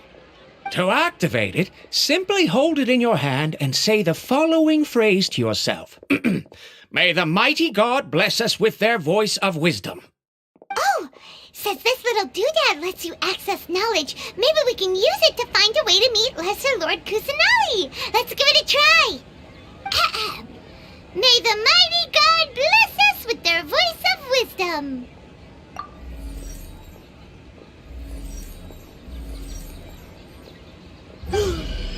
Whoa! Just now, something clicked, and Paimon suddenly knew how to use this thing. It seems all we need to do is concentrate on what we want to know, and bam! You get it. Oh, that'll come in real handy. Exactly. That is the power of the Akasha. And with that, let me officially welcome you both to Sumeru City. May the wisdom of the Dendro Archon always be your guide. Okay, now that we're in, we can check the Akasha about Lesser Lord Kusanali. Let Paimon try. 500 years ago, the sages found a newly born deity from within some scorched ruins. The deity now resides in the sanctuary of Suristana. Seems pretty similar to what Kali was telling us. Okay, next, let's concentrate on asking how to meet her.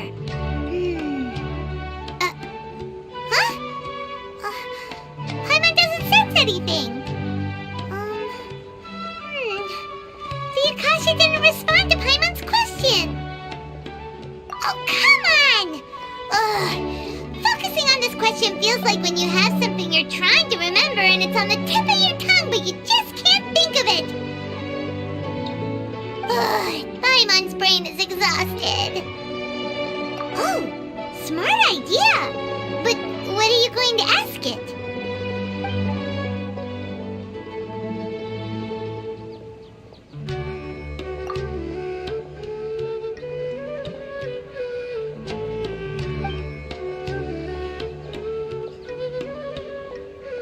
Uh-oh. Paimon's getting all teary-eyed all of a sudden.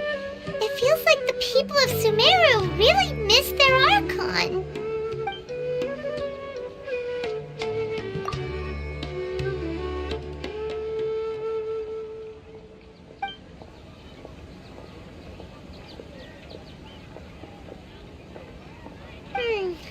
You too?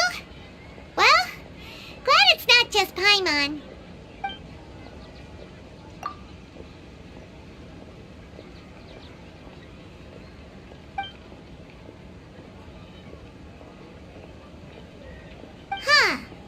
Could it be because we're Outlanders and we've only just arrived in Sumeru? You know, maybe we're not qualified to receive an answer to this sort of question or something. Well, seems no matter which way we try, we can't find anything that'll lead us to Lesser Lord Kusanali. Guess our only choice now is to try meeting with the researcher that Tainari recommended. He's from Sumeru and even has a position in the Academia. Maybe he'll be able to access more info from the Akasha. Let's see. Tainari wrote an address on the letter's envelope. Oh, it's not far from the city's gate. Let's head over and have a look. Hopefully he's at home.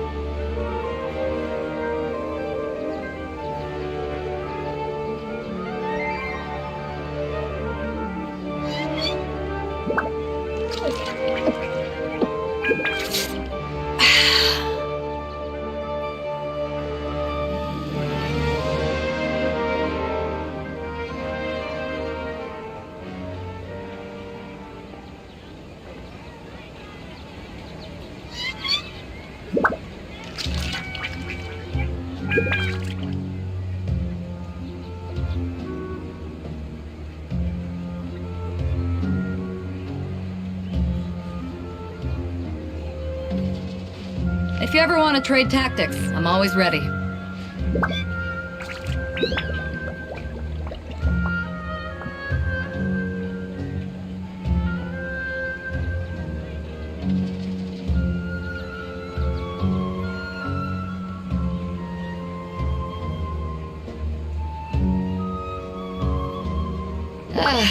Cold beer after a hard day's work. Nothing like it.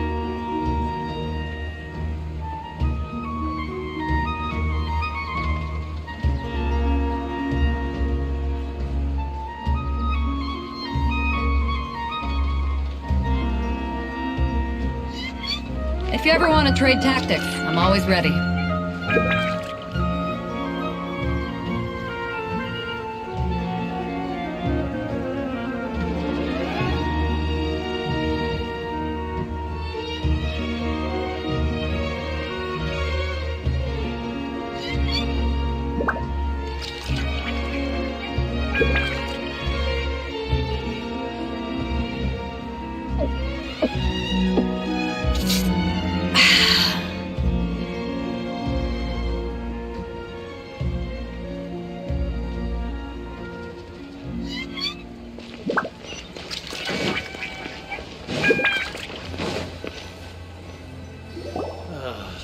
Hello, are you Rohawi?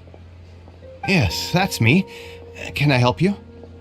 Great! You see, Tainari sent us here and... What? Tainari? Please, there's no need to say anything, really. Sure, I admit that the article I published last month wasn't my best work, and maybe the data didn't produce the most convincing results, but... Here! This is a letter from Tainari! Oh, let me see. Ah! Ooh, what a relief. You two nearly scared the life out of me. So you two just have some questions for me? Seems even Tainari acknowledges my innate ability for procuring information. So, what is it you two would like to know? We want to meet with Lesser Lord Kusanali. Do you know a way we can do that? You mean you want to meet the Dendro Archon herself? This isn't exactly my area of expertise, but let me see what I can find in the Akasha.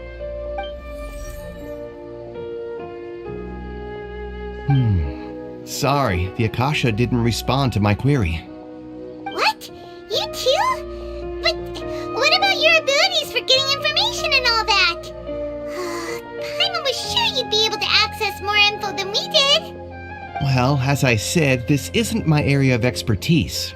I am but a lowly researcher, so the Akasha doesn't see a need for me to know more about the Dendro Archon. All I know is that ever since Lesser Lord Kusanali returned to Sumeru, she's never left the Sanctuary of Sorasthana or made a public appearance. Huh. Didn't expect her to be such a mysterious figure. The Dendro Archon is somewhat of a recluse. Perhaps she just doesn't want to entertain visitors, which would explain the lack of information in the Akasha. But then what can we do? No need to worry just yet. I'm only hypothesizing here. You could certainly try asking around and see if anyone else has ideas. And besides, you two should consider the bright side of things. Not being able to see Lesser Lord Kusanali may not be a bad thing. In this world, there will always be information you cannot obtain from the Akasha and things you can never accomplish. Knowing when to yield is a form of wisdom. Take me, for example. It's a miracle if my brain cells can spit out one paper every 3 years. But Tainari? That guy can publish 3 papers in just a single year. Okay. Thanks for your advice. Don't mention it. If you two ever want information about things like who's been promoted within the academia or relations between the 6 great sages, come find me. Hey, come on! This is a survival skill at the academia.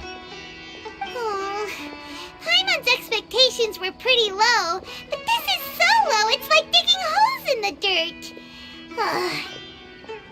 So what do we do now? Even if we want to talk to someone, we don't know anybody here. Huh? Like who? Oh, you're right! Catherine! The Adventurers Guild has its own intel network! Let's hurry and find her!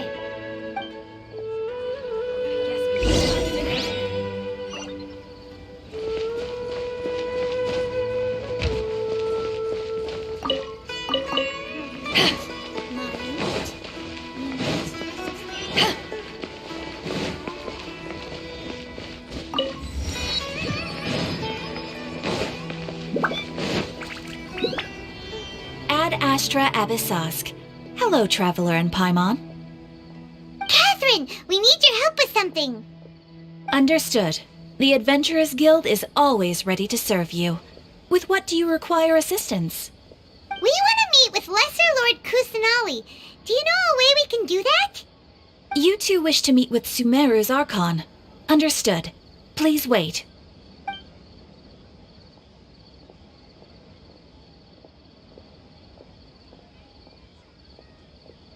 I apologize, but I am unable to call up any relevant information in the Akasha. I'm also unable to locate any pertinent information in my personal memory. Aww, another dead end. Well, if Catherine can't help us, then we really don't know anyone else to ask now. Please do not worry. I may know of someone who can help you two.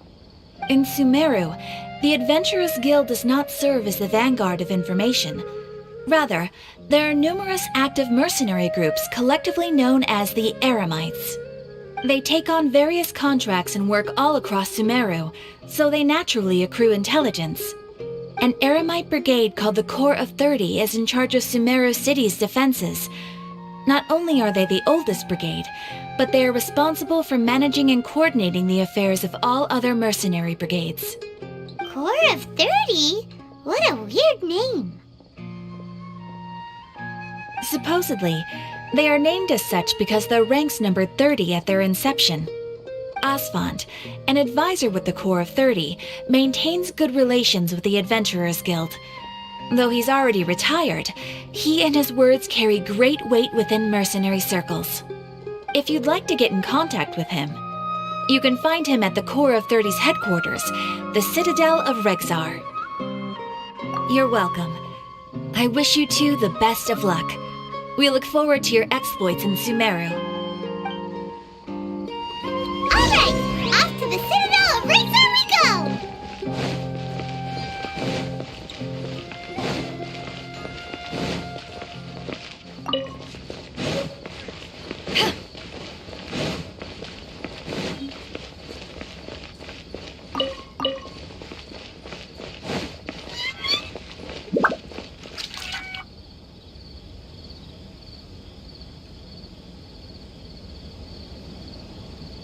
Welcome. The Adventurers Guild told me to expect you two. It's nice to meet you, Asfand. We'd like to ask you about something.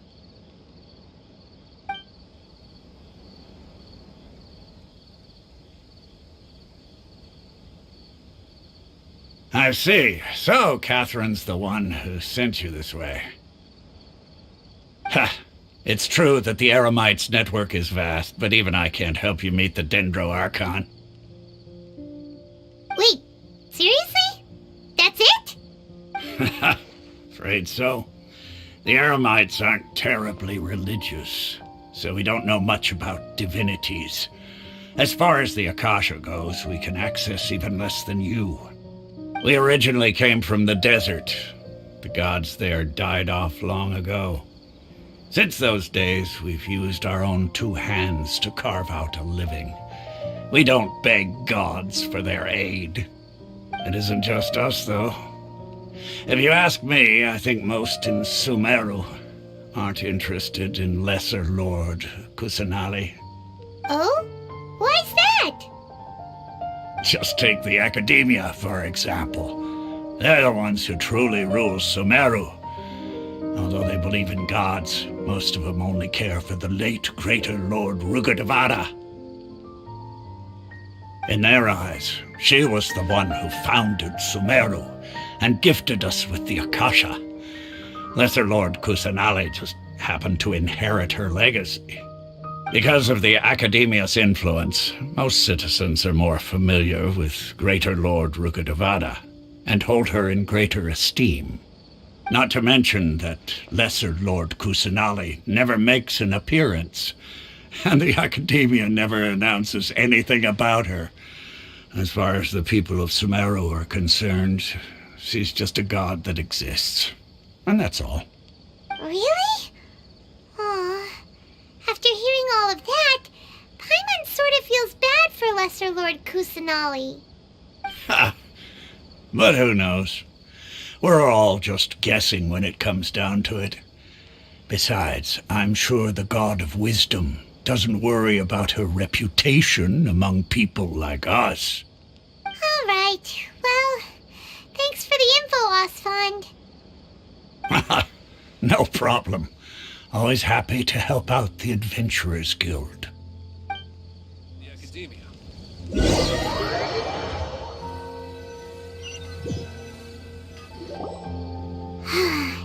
Seems Osfond was right about most people's attitudes here. Not only are they not interested in the Dendro Archon, they even say stuff like, if the Akasha doesn't think I should know, then I don't need to know about it. We've been asking for information non-stop ever since we got to Sumeru, but the harder we try, the more helpless everything seems. Isn't there at least one person in this entire city who cares about Lesser Lord Kusanali? Oh, you two are interested in Lesser Lord Kusanali? Huh? Who are you? From the sound of it, you two are Outlanders who recently arrived here. You've been asking around for information on Lesser Lord Kusanali, right? Oh, I'm sorry. I forgot to introduce myself. I'm Dunyarzad, one of Lesser Lord Kusanali's faithful followers. Whoa, really? Then do you know how we can meet with her? I'm afraid I can't help you with that. But your conversation earlier did happen to remind me of a legend about the Dendro Archon.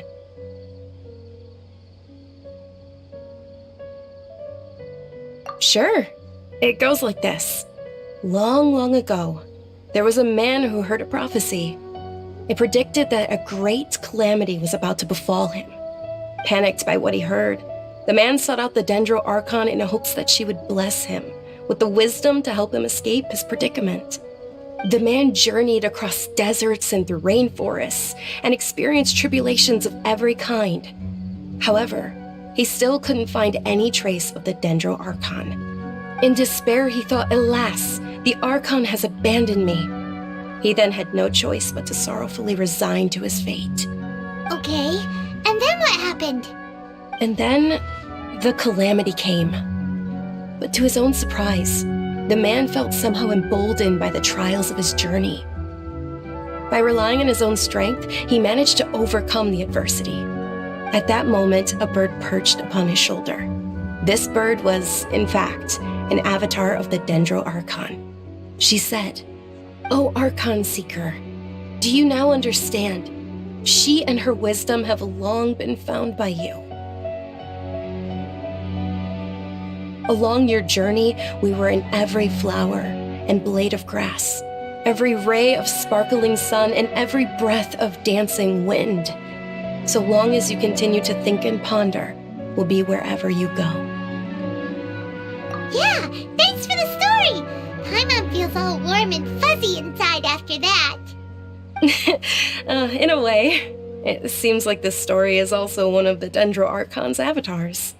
Dunyarzad, since you worship Lesser Lord Kusanali, can you tell us anything else about her?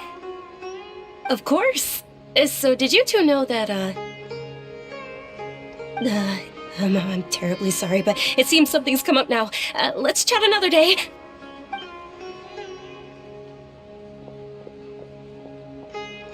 Hey, wait! What the heck just happened? It looks like they're searching for someone. Dunyarzad was acting super nervous just now. You think they're looking for her? This stinks! We finally managed to find a lead about Lesser Lord Kusanali! We can't let them get in the way now! Let's see if we can get rid of them. Then we can catch up with Dunyarzad! Hey, have you two seen a brown-haired girl wearing a purple top and a long blue dress? We're looking for her. Did she have bandages wrapped around her wrists? Yes, that's her. Did you see which direction she went? Yeah, she went that way. Quick, after her!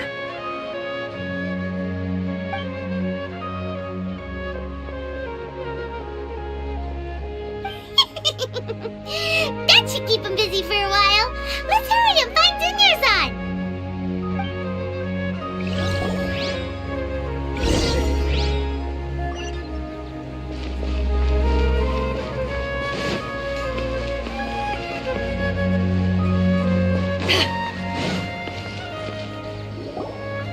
There you are, Dunyarzad!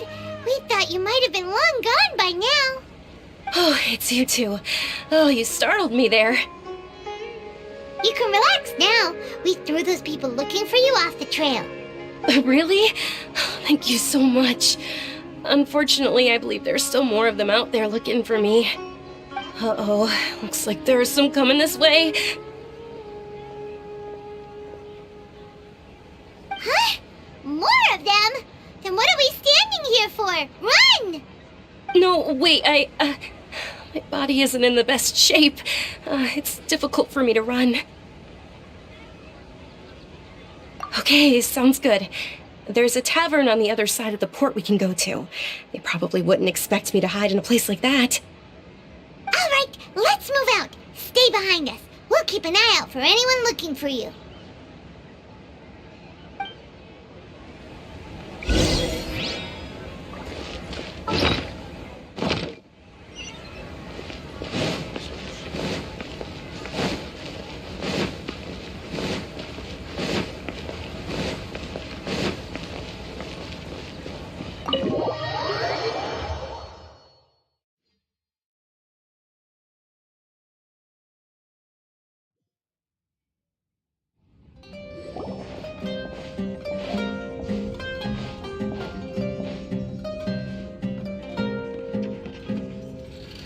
We made it.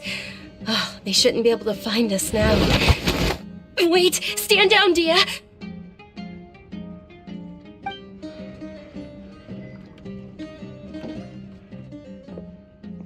My lady, who are these two? They're travelers that I met on the street just a moment ago. They happened to notice that you were all searching for me, so they helped me hide. I see.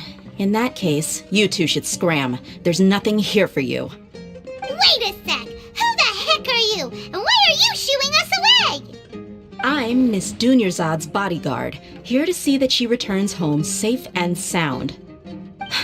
My lady, let's get going. You've been gone for so long that your parents are worrying themselves sick.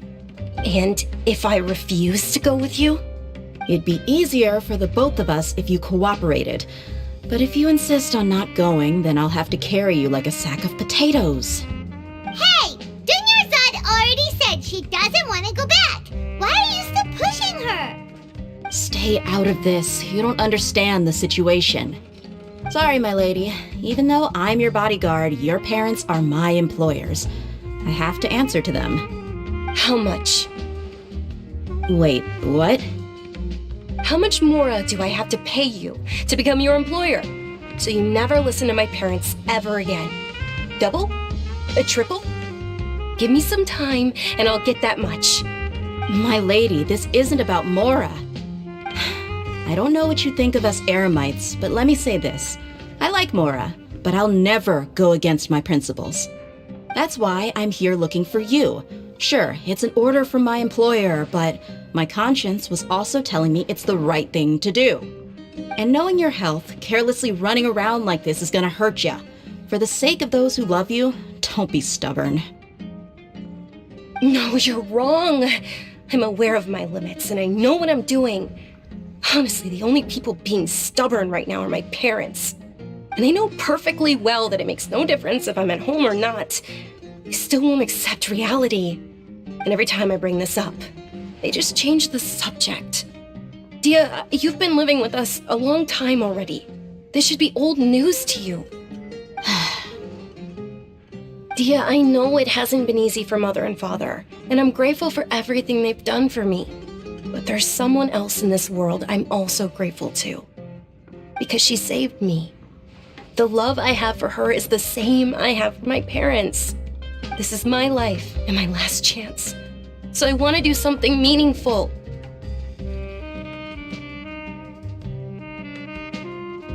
My lady, are you sure what you're doing now is meaningful? Yes, I'm sure. At least, it is to me. Fine, I won't ask you to return home anymore. But let me make something very clear. I'm only doing this because I respect your determination, not because I agree with you. Thank you, Dia. sorry for being so rude just now. My nerves were acting up. And I even brought up your payment in such an offensive way. Don't worry about it, my lady. I did say that I like Mora. Besides, that's our next topic of conversation. Today's little excursion caused such a ruckus that every single bodyguard at the estate was deployed. It wouldn't be easy to hide things from your old man. Since this definitely won't be your last escapade, here's a little tip. You should at least make it look like your room and things are still in order when you leave. Also, you'll need someone to cover you for when you're out and about. So, I'll let you hire me, my lady.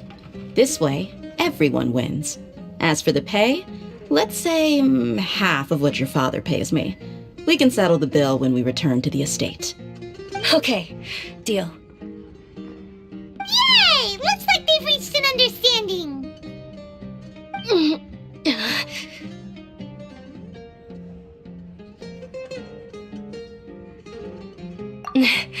I'm fine, really. I just feel a little tired now that things have calmed down. My lady, stop trying to look tough. We're already in a tavern, so let's rest up and grab some grub. I'm sorry for worrying you two. If you don't mind, I'd like for you to join us. Sure! After you rest up, we want to hear more about Lesser Lord Kusanali.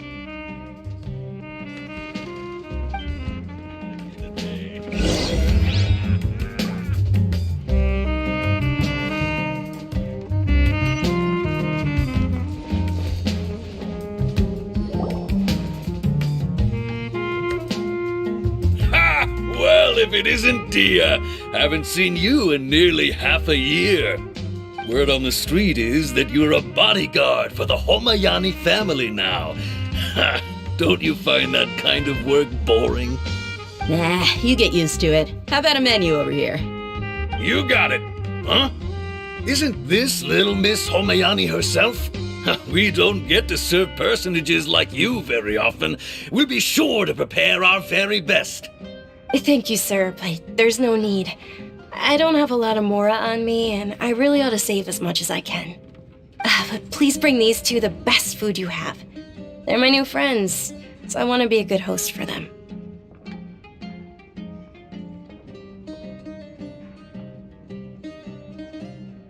Wait, we're paying for ourselves now? Aw, Paimon kinda wanted to try something fancy, but we aren't exactly loaded. Guess Paimon will settle for something ordinary. How about our coconut charcoal cakes? They're our signature snack, and they run cheap. Look, other customers over there are eating some now. They look kind of burnt and dry. Paimon will pass.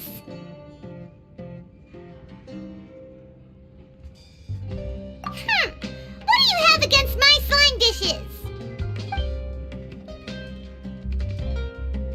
Dunyarzad, we asked a lot of people when we first arrived, and almost nobody was interested in Lesser Lord Kusanali. So, what made you want to follow her? Well, remember when you asked me if I knew how to meet the Dendro Archon? Even though I don't know how, I think I've actually seen her before. Huh? Really? Yes, it was when I was a child. At the time, my illness had kept me bedridden for the better part of a year. I was stuck inside and couldn't make any friends, and my parents did their best to find treatments for me. But even then, the Akasha didn't have any helpful information. My younger self no longer had any hopes or dreams. One flare-up was so bad that I was in a semi-conscious state for several days. Then one night, I woke up alone in my room. I was terrified. My body was paralyzed. Even if I cried, there was no sound.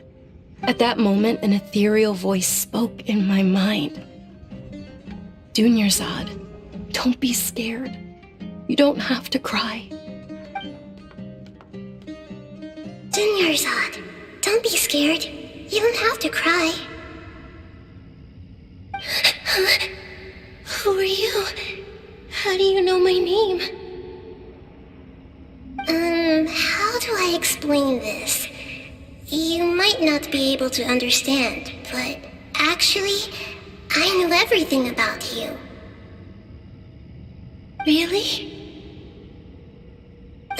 course. I know that you're scared of thunder, that you hate taking medicine every morning, and that you love counting the petals on your mom's skirt. Wow, you really do know everything. Dunyarzad, is there anything you want? Want? Not really. I can't go anywhere or do anything. Huh? But aren't you a child? All children have wishes. Tell me what you want, and maybe I can make it happen. But can you make my illness go away? Oh. I'm sorry. But I'm not powerful enough to do that right now. Then, can you be my friend? After that, the voice said, "Okay, I'll be your friend." Although my body was suffering during those days, that voice encouraged me and told me many wondrous things. Beyond my window was the flourishing Sumeru city. Beyond the city was a lush rainforest. And beyond that was the wall of Samiel, deserts, and all of Tevat. Once I finally made it through that bout of illness, I couldn't hear that voice anymore. I told my mother about it, but she said that I must have been dreaming. But I know that that voice wasn't a figment of my imagination. Before that, I had never heard of Tevat. Yes, for sure. If it weren't for that voice, I would have never grown curious about the outside world, nor would I have learned how to read and enjoy so many books. That voice sparked a desire for wisdom. It had to have been the Dendro Archon. I've been hoping for a chance to repay her kindness. In fact, I was running around today to help prepare the Sub-Zerus festival for her. What's the Sub-Zerus festival? It's Lesser Lord Kusanali's birthday, which was the day that she was found by the sages. It's actually an old holiday that originally celebrated Greater Lord Rukkhadevata's birthday. When she passed away, the holiday eventually became a celebration of the Lesser Lord's birthday. I heard everyone was overjoyed when they welcomed her back to Sumeru. In those days, the festival was a huge deal. But because of the Academia's influence, people have gradually lost interest in the festival. The Academia actively participates in Sumeru's many holidays dedicated to Greater Lord Rukkhadevata. But when it comes to the Sub-Zerus festival, forget any funding. They practically act like it doesn't exist. Maybe they see Lesser Lord Kusanali's birth as confirmation of Greater Lord Rukkhadevata's death, so they're reluctant to celebrate it. Aw, but that's awful. It is. It's absolutely terrible. Sure, the Greater Lord founded Sumeru, but hasn't Lesser Lord Kusanali been the one quietly protecting us for the past few hundred years? Just remember that we're still out in public. Don't get too carried away now. I know that people over by the Grand Bazaar still hold the Sub-Zerus festival to this day. But I hadn't met any of them before, so I was never able to contribute. But recently, I made a friend there who also follows Lesser Lord Kusanali. I gave her my savings because I want her to throw a wonderful festival this year. That's the least I could do for Lesser Lord Kusanali. Hold on, my lady. Does this friend happen to be Nilu, the one who sends flowers to the estate? Yes, that's her. I saw her leaving the other day with a nervous look on her face. It seemed like she was hiding something in her arms. Did you give her something? Yes. Initially, I didn't have much Mora prepared, so I had Nilu sell one of my skirts.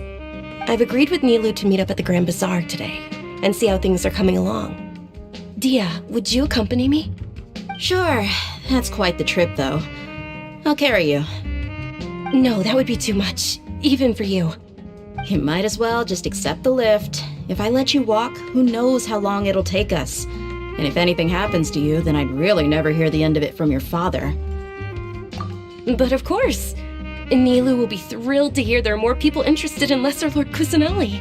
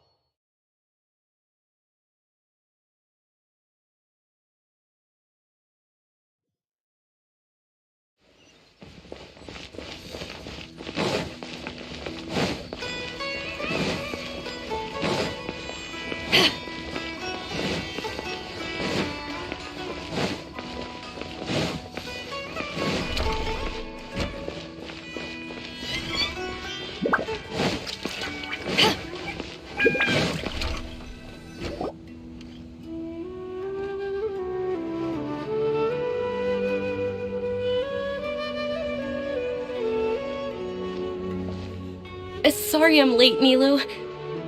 Oh, Dunyarzad. It was taking you so long that I assumed you got trapped at home, but you made it in the end.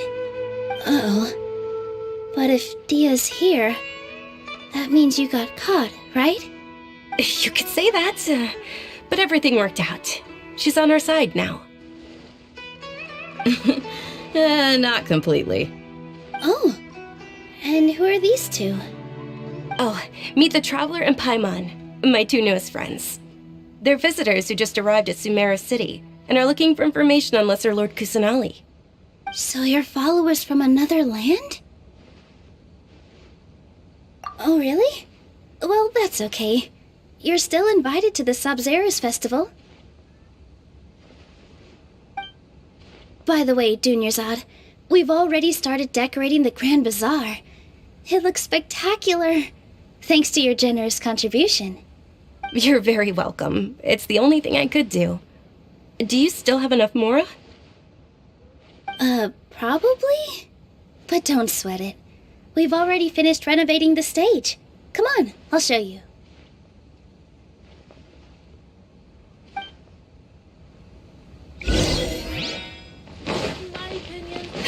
Shoots is the best stall in the whole bazaar. Wow! This place is amazing! Not bad. Last time I was here, the stairs were full of holes. The stairs were nothing. A little while ago, we discovered that the tree above the stage had a huge chunk of bark ready to fall off. Mr. Zubair was worried sick. We reported it to the academia many times, but they never sent anyone to deal with it. We didn't want anything bad happening, so we were going to cancel all the stage performances. Oh, probably because it was the theater asking. The academia looks down on performers like us. They probably think it would be best if the theater closed down completely. We can't let that happen, though. Not only would everyone involved in the theater go hungry, but then we wouldn't be able to hold the Sabzeruz Festival anymore. Thank the Dendro Archon for Dunyarzad. But the more she gave us, we hired someone to patch up the tree, and we also gave the stage a much-needed makeover. The stage is going to be even prettier when it's festival time. I can't wait for you to see it. And I can't wait to see you on the stage. You've been practicing so long already. It's almost time for your dream to become reality. It's our dream. I'll do my best for the two of us. Nilu, what are you gonna be doing at the festival? She'll be dancing the dance of Sabzeruz, the most important performance at the Sabzeruz Festival. Dunyarzad, have you told them the origin of this holiday? I only told them about the Greater Lord and Lesser Lord so far. Okay, then I'll tell you two about how this holiday came to be. According to legend, the Sabzeruz Festival was originally the Goddess of Flowers' birthday celebration for the Greater Lord. A long, long time ago, on one of Greater Lord Rukadevata's birthdays, her friends threw her a celebratory banquet. Some of the gods got drunk. One started playing music, and the Greater Lord started singing, so the Goddess of Flowers began to dance. As she danced upon the grass, countless beautiful parisaras began to bloom wherever she stepped. Those brilliant purple flowers became her dazzling stage. All the gods clamored, "Oh, if only time could stop at this very moment." Huh? Really? Oh, you probably mean because all the gods in this story are no longer alive. Although they aren't around anymore, they're preserved in our tradition of dance. This outfit I'm wearing is apparently based on how the Goddess of Flowers looked. Though we're just tiny people compared to the divine, we still have to do our best to make sure that the birthday girl feels loved on her special day. Nilu, you of all people will definitely be able to convey our well wishes to the Dendro Archon. I also noticed that you went the extra mile and scattered parisaras around the stage. They symbolize the Goddess of Flowers, after all. It's just a shame that all the real parisaras went extinct after her death. Yeah. The Greater Lord brought forth parisaras in memory of the Goddess of Flowers, but she ultimately could never truly replicate that beautiful purple. Thinking about the Goddess of Flowers dance makes me wish I could have seen it. If my stage were anything like that, I'd be thrilled if I had just 2 real body Saras on the stage. So, Traveler and Paimon, what do you think? Interested in the Sabzeruz festival? Will you two be coming? All of Lesser Lord Kusanali's followers will be there for her birthday. It'll be a good opportunity for you to learn more about her. Ooh, Paimon thinks that's a great idea!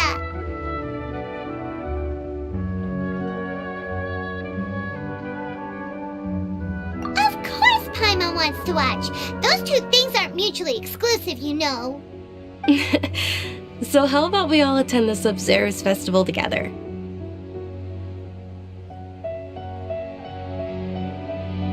Dunyarzad, let me show you which stage decorations we've picked out so far.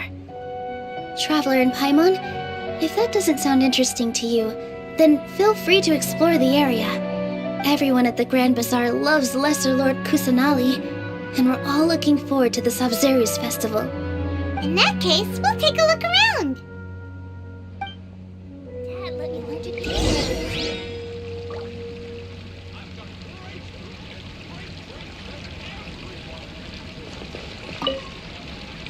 Whoa! What's with your yellow hair? And why do your clothes look so funny? Are you an Outlander? Did you know that the Sabzeruz festival is about to happen? There'll be loads of fun things to do at the festival. But the best part is when Ferris, the Knight of Flowers, passes out candy to everyone.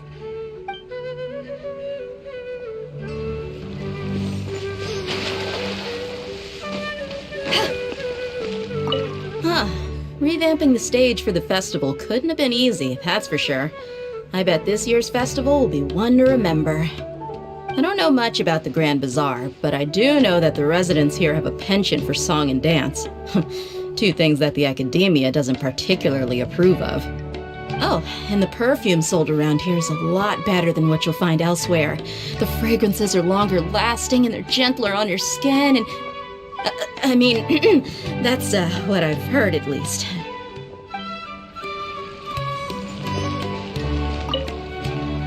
Things are really shaping up, and there's a buzz around the festival this year.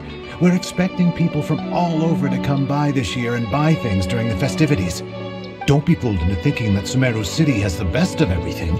Some festival snacks are only offered here in the Grand Bazaar. And when it comes to musicians, dancers, or singers, the Grand Bazaar's got the best of the best.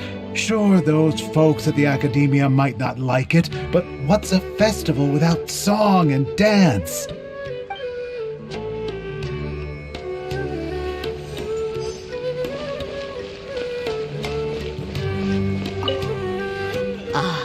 Dancing at the Sabzeruz festival. You know, I also danced when I was younger.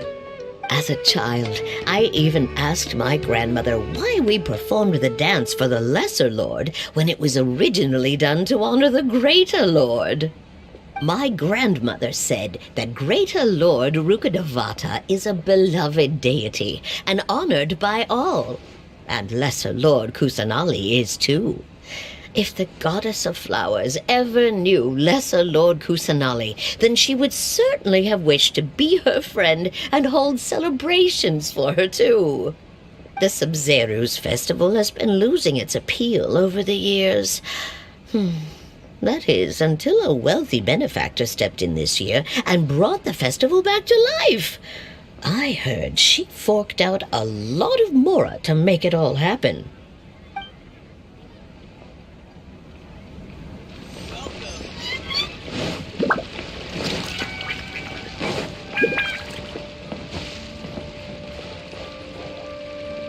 Milu, your outfit looks amazing. There's also something different about you from when we first met up.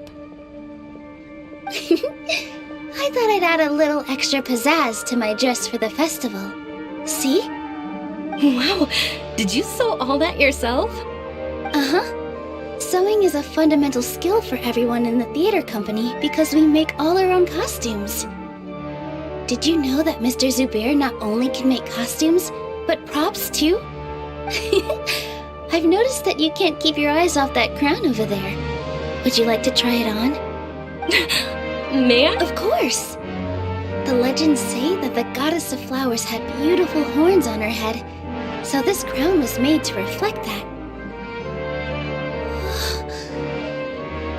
Dunyazad, you look absolutely stunning with it on. It's like I'm looking at the goddess of flowers herself.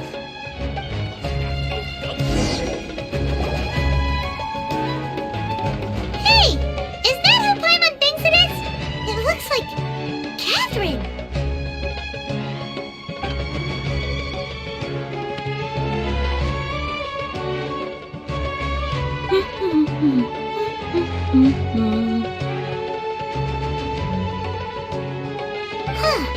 Come to think of it, Paimon's only ever seen her behind the counter at the Adventurers Guild. This is the first time we've ever seen her taking a break. Hey, Catherine! Oh, hey! It's the Traveler and Paimon! What's shaken? Whoa, break time Catherine sure sounds a lot less formal than usual. Paimon was still waiting for her to say Ad Astra Abyssosk. Sure. Standing behind the counter at the Adventurers Guild doesn't require any complicated functions. But saying and doing the same old things over and over again can get pretty monotonous. Like watching the same Fontaine movie day after day. But take you two, for example. You travel across Tevat to enrich your lives and gain new experiences. Well, we enjoy traveling across Tevat and all that, but we're mainly looking for clues about her brother. Yes, you should keep searching. Sometimes the answers we're looking for aren't necessarily at our intended destination. Instead, they're found along the way. Huh. Haven't we heard someone say something pretty similar recently? Anyways, what brings you out here, Catherine? No, not particularly. I guess you could say that I'm loving the recent atmosphere here. If festivals bring happiness to everyone, then that's where their true value lies. Oh, it looks like it's about time for me to be heading back now. Alright, we'll see you next time at the Adventurers Guild. Oh, by the way, thanks for connecting us with the Eremites. We've already made some great friends in Sumeru City thanks to you. I'm sure you two will get along well with the people here. You've already been blessed by the element of Dendro after all. See you around.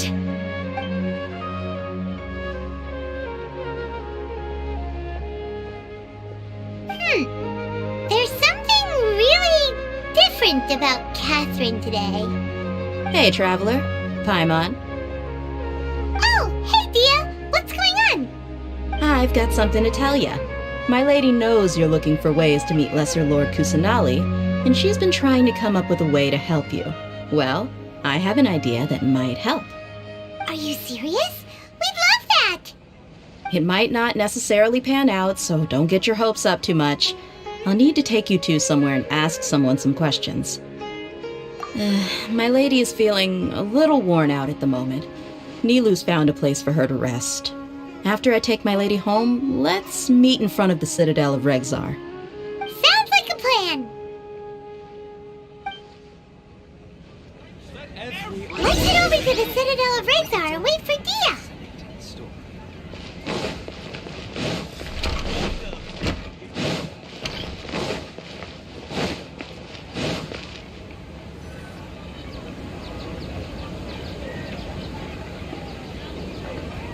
Sorry, I'm late. It took some convincing for the master and mistress to believe that Miss Dunyazad was only sitting in the port for a while because she was in a bad mood. Anyway, I guess I should be thanking you. I haven't seen Miss Dunyazad that happy in a long time. If it wasn't for you two, she probably would have been caught and dragged back much earlier. You sure sound a whole lot nicer than when we first met, Dia. Who would have thought you had such a soft spot for Dunyazad? It's called being a professional. I'm a bodyguard, and I work for whoever's paying. Look! like Dia's blushing. Listen, you two. I don't expect to be working for Miss Dunyarzad very long, but I hope to finish things on a positive note if possible. Let's cut the chit-chat and head into the Citadel. We'll see if the person I know has a way for you two to meet with the Lesser Lord.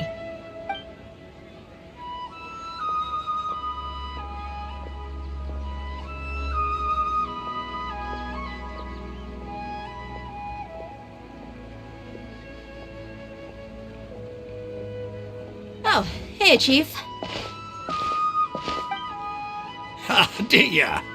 What are you doing here? And well, didn't expect to see you three together. I take it you all know each other already? Mm-hmm. We met this morning after the Adventurers Guild pointed us to Osfon for more info. No kidding. Huh. So, where's Ruksha? I thought I'd help these two out by asking about the theft. Anything you can tell him? Ruksha's gone over to the Academia. The Grand Sage recently ordered Sumeru City to begin bolstering its defenses, so people from all over have been called back to the city. Since you've already mentioned the theft, I suppose I might as well tell him what we know. Appreciate it, Chief. Theft? Sorry, what the heck are you guys talking about? Just recently, the Academia lost something, and there's a chance the item is connected with the Dendro Archon. This case might just somehow help you in meeting her. I suppose that's one way to look at it. But if you ask me, the case is more about the Academia than anything else. Let me fill you in. The Academia recently sent a convoy to pick up an important package from Aru village. Word got out, and the convoy was robbed on its way back. The Grand Sage took the whole matter very seriously. Not only did he dispatch the Matra, but also enlisted our help in the search for leads. All we know so far is that whatever was stolen is currently in Port Ormos. You two have heard of Port Ormos, haven't you? It's the largest commercial port in all of Sumeru. You can travel there by leaving Sumeru City and heading south along the river. The Academia's grip isn't long enough to reach all the way to Port Ormos, so the city's a little more laid back, meaning the population's also a mixed bag. You never know who you'll meet there. Apparently what was lost has a great deal to do with the Akasha, knowledge, and even the gods. I'm afraid I don't have any other details for you, though. If you're interested, maybe you could head to Port Ormos and ask around yourselves. If you want my advice, try introducing yourselves as students of the Academia once you're there. Are you serious, Chief? All the Academia students are in Sumeru City, you know. Why should they pretend to be students in Port Ormos? If you're also interested, just go there and see what happens. Count me out. I've got plenty of work to do here for the Homayani family. And take it from me, if you two really do decide to visit Port Ormos, you'd best watch your backs. Let's just say that the Eremites there aren't nearly as friendly as those here in Sumeru City. There are even some extremists who go around shouting slogans like, "Retake Sumeru for the Scarlet King." Word is that more and more are joining their movement. They're becoming a real headache for Chief and the others. You bet they are. The Scarlet King's been dead for thousands of years. Now they start spreading rumors of his return. Ridiculous. Not everyone's like you, Chief. Even the desert natives who abandoned their homes in the wilderness still wish to have a god of their own. Well, Traveler, that's about all the information we have for you. Thanks, Dia, and you too, Osfond. Since we've gathered all we could for the moment in Sumeru City, let's head to Port Ormos and see what we can find next. Miss Dunyarzad is looking forward to seeing you both at the Sub-Zerus Festival, so be sure to get yourselves back here in time for that. Good. Then we'll see you both at the Sub-Zerus Festival.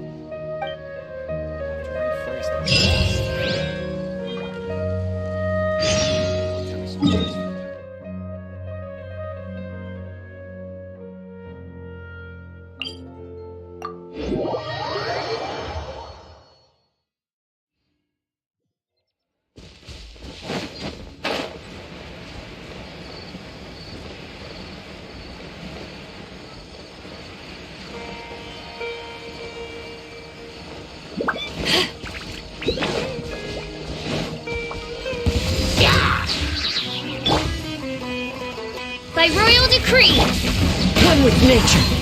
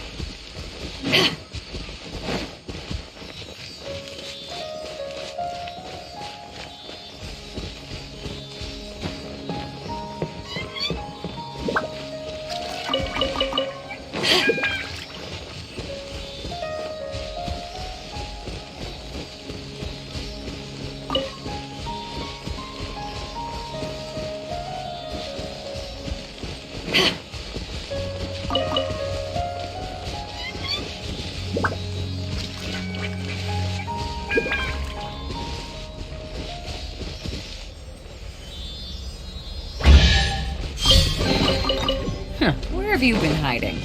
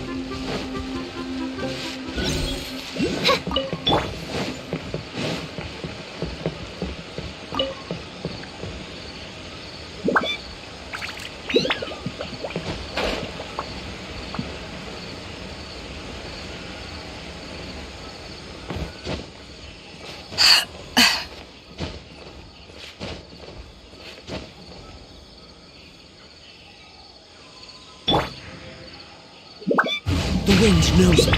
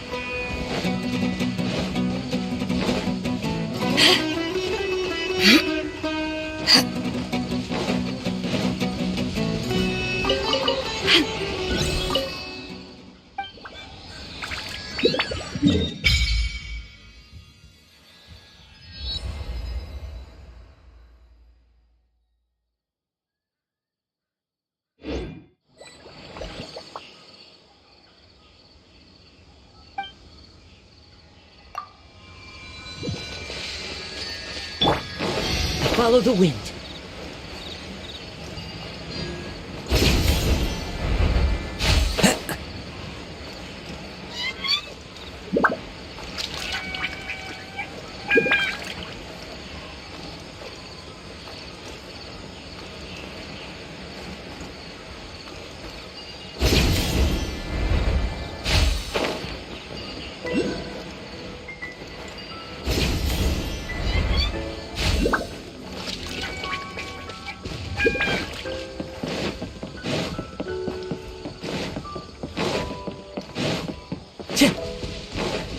Time to go.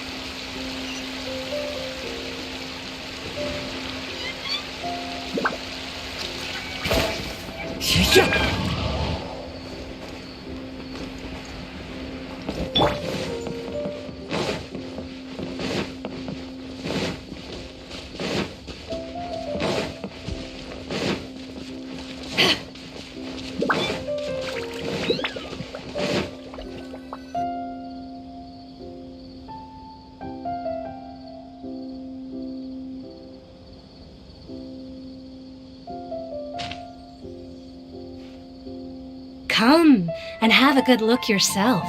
Traditional spices of the highest quality, made with pride and experience. You've got a deal. I can't thank you enough for always looking after my business. Believe me, I'm not making this up. Several Eremite mercenary groups are nearly in open conflict, but does the core of 30 care? And that's not all. Did you know that... Wow! Talk about hurly-burly! This place is busy! Guess that's only to be expected for the largest port in Sumeru. Maybe it's because of what Dia told us earlier, but Paimon can't seem to shake the feeling that there's also danger lurking in these crowds. Ooh. Let's get our bearings so we can start looking for leads. We know that whatever the Academia lost is related to the gods. But other than that, we don't have much else to go on. Osfun told us to try posing as Academia students while asking around. Paimon checked the Akasha on the way here, and the Academia doesn't seem to have any research facilities in Port Ormos. Paimon doesn't get it. Won't we look even more suspicious going around saying we're Academia students and asking about the stolen item? Well, given all the people that come through here every day, if there's any information to be found, Paimon bets we could find it in the market. Let's ask around and see what we come up with.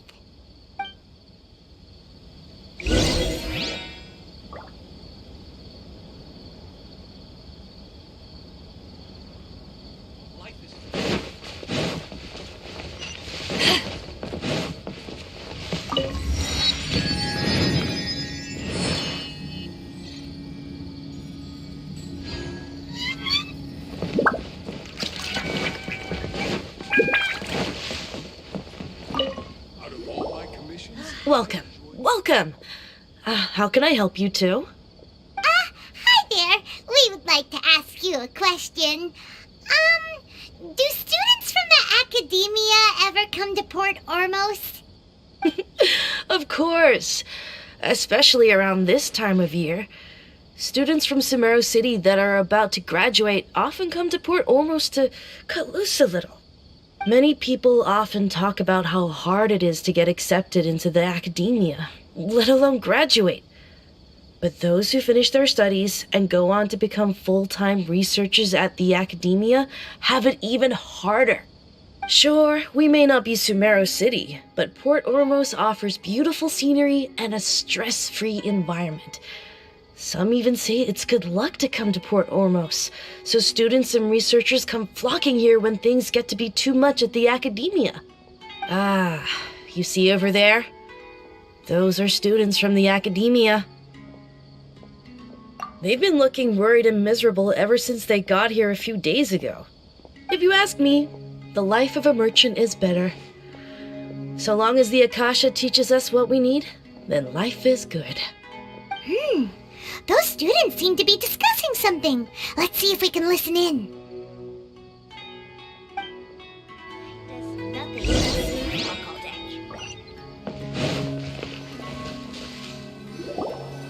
It's no good. I've tried asking around, but I haven't been able to learn anything useful. Not to mention that a bunch of scary-looking Eremite mercenaries have been posted along the streets now. There's been a lot of fighting between the different Eremite factions in Port Ormos. If we choose to move on our own, then it would be wise to steer clear of them. Especially the group that's constantly shouting some stuff about the Scarlet King and some resurrection. I've even heard that the Citadel of Regzar is starting to get fed up with them. What was that group called again? Ein something or other? They're called Ein El Akhmar. Today, I heard that the thing we're after might be in their possession at the moment. Wait, come again? Don't you see? Many of the Eremites in Port Ormos deal with trading this kind of thing. They're usually pretty wary of outsiders, but not so with students of the academia. It's because the kind of goods that students are looking for aren't the kind of goods that Eremites are after. As long as they know you're a student, then deals can be made. I've heard that Ein al-Hakmar likes to set up shop at the Jafar Tavern.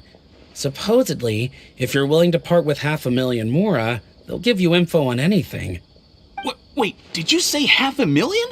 If information alone costs that much, then how could we ever afford to buy what we're looking for?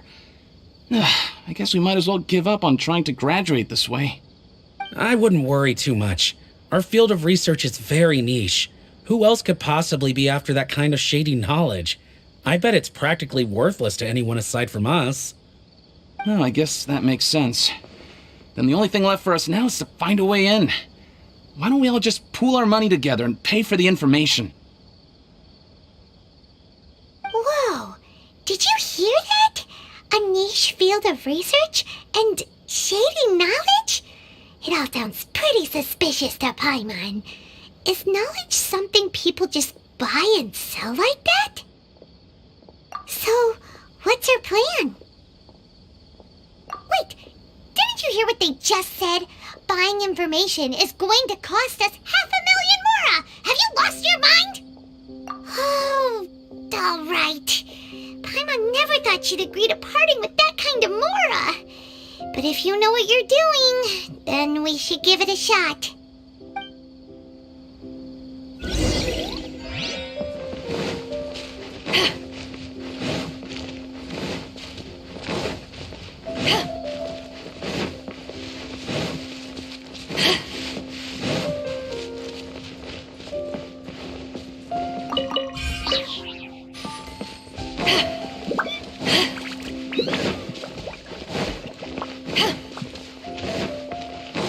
This is the place we heard those students talking about.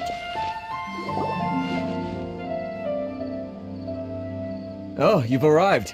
Please, take a seat. So, they think that they can go toe-to-toe with the boss? Ha! Once we reclaim the power of the Scarlet King, they'll be the first that the boss punishes. They're nothing to be afraid of. Our main rival now is the Caracal Battalion. They've also amassed a significant amount of Mora this time, so we mustn't underestimate them. How can the Caracal Battalion compete with the boss when they're nothing but a bunch of money-grubbing opportunists out for a quick Mora? Yeah, with boss's fervent devotion, he'll be able to use this power to bring our god back this time. Huh. All these guys talk about is the Scarlet King, so they're probably the ones we're looking for. Greater Lord Ruka Devata. That traitor and her followers must not be spared. The day will come when the Scarlet King exacts vengeance on Sumeru, and all of them shall be punished.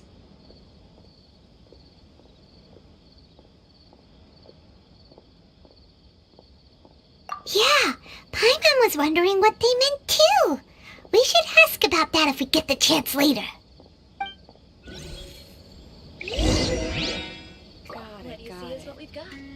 So then, what happened next?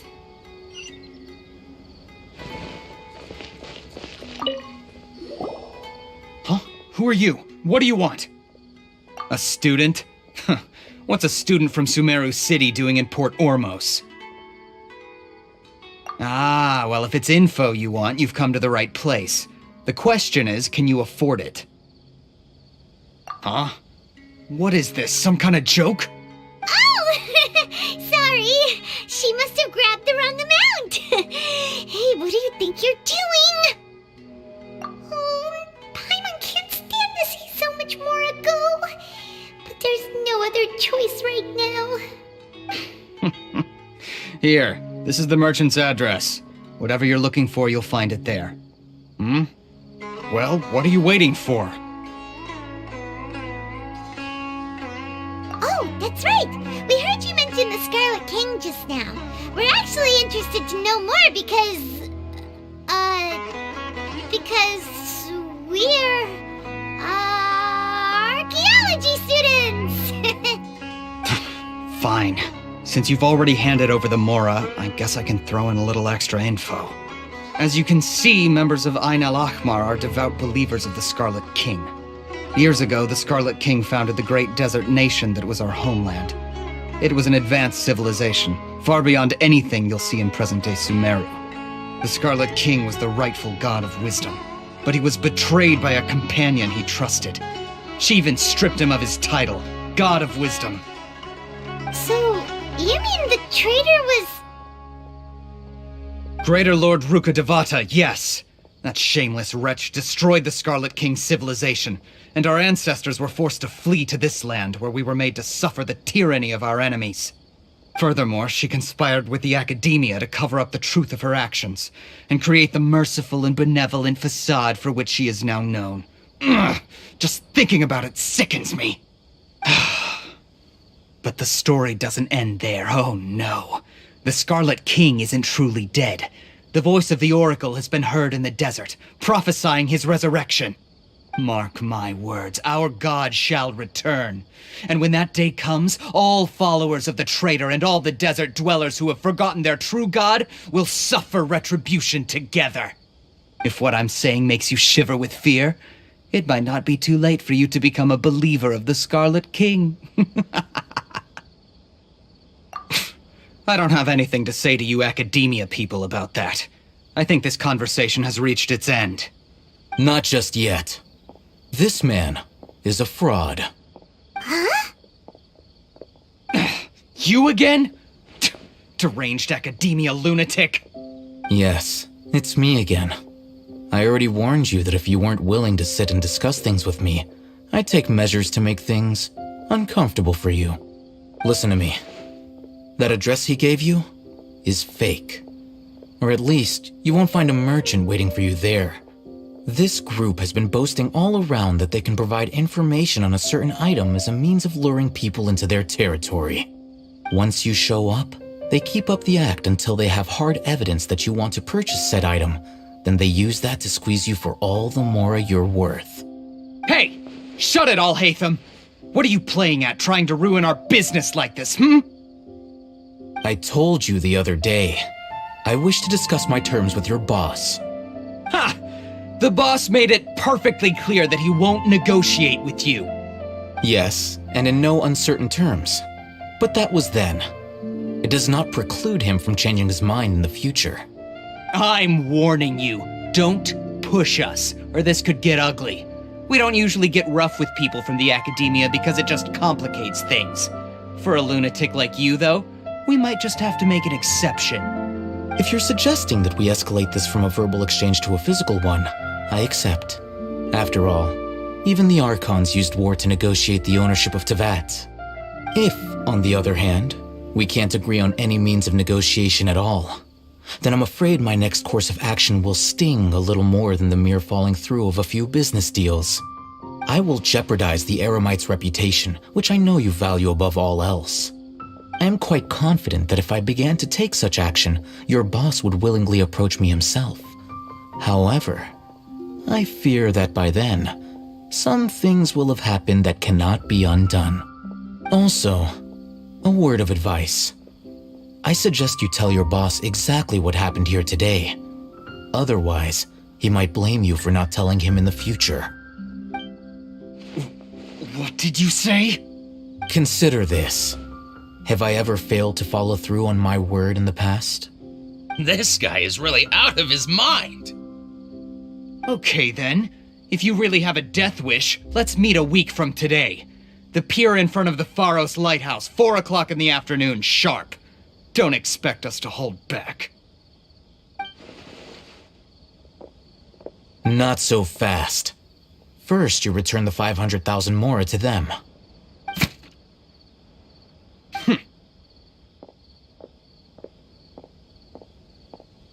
Please, I beg you, don't provoke them. We can't afford any trouble with this crowd.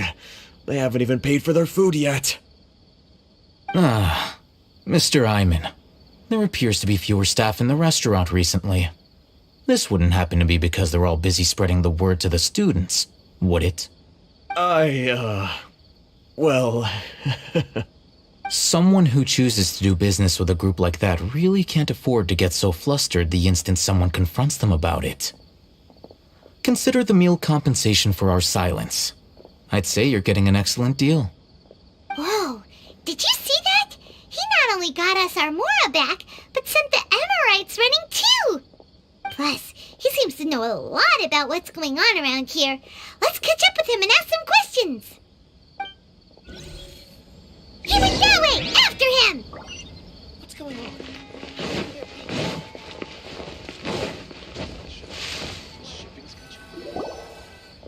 Wait up! It's Al-Haytham, right? What do you want? No need for thanks. My goal was to get to them, and you two gave me just the opportunity I needed. We're even.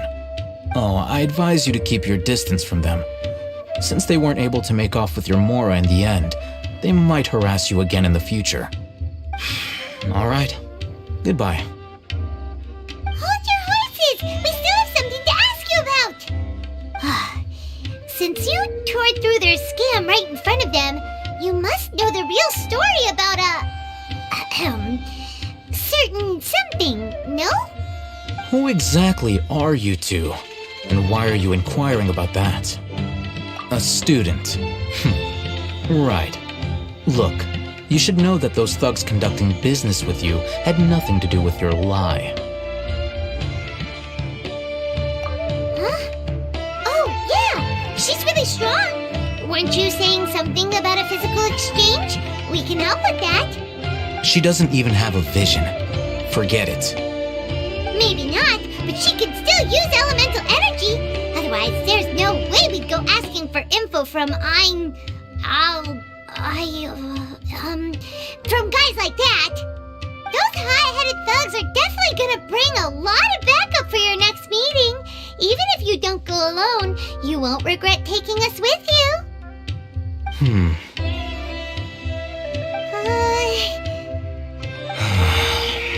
All right, I accept. Got a pen and paper? If you're searching for someone who sells that kind of merchandise, I'll give you one of their addresses, and you can try your luck. We'll reconvene at the appointed time by the pier. It doesn't matter if you show up or not. So,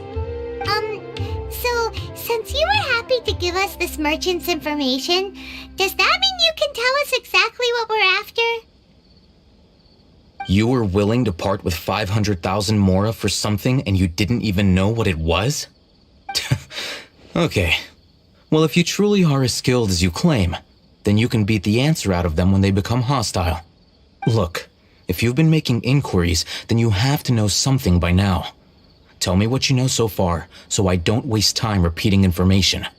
We know it's connected to the academia somehow, and that not only do the Eremites deal in it, but some students want to get a hold of it too. What else? You know almost everything there is to know, but you're unable to compile this information because you've never seen the object before. This is what you've been looking for. Huh? Paimon can't tell what it is. It looks like some kind of ornament. This is a knowledge capsule. To put it simply, it's a vessel that can store a fixed quantity of canned knowledge. It's like a miniature Akasha. anyone who links it to their personal Akasha terminal instantly becomes privy to its contents. Correct. Anyone. Unlike the Akasha, which heavily regulates who can access what information, knowledge capsules confer their contents without any requisites. That's amazing! It's essentially a convenient and harmless vestibule for knowledge. Unfortunately, it's illegal in Sumeru to privately possess or trade them.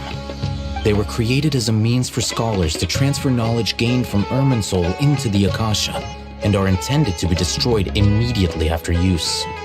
But despite strict regulations, some of these knowledge capsules will always escape destruction. After all, there will always be those in this world who are dissatisfied with life as designed for them by the Akasha and wish to change their fate. Over the past century, a wide variety of canned knowledge has been leaked from the academia. Now, in Port Ormos, the valuable ones are a means to Mora for the Eremites.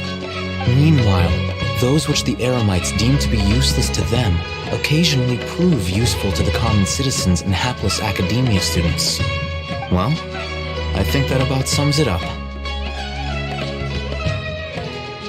Ah, so that's your true objective. With our current arrangement, I don't believe I can offer an answer. You're still resolved. Fine. Let's talk somewhere with fewer people.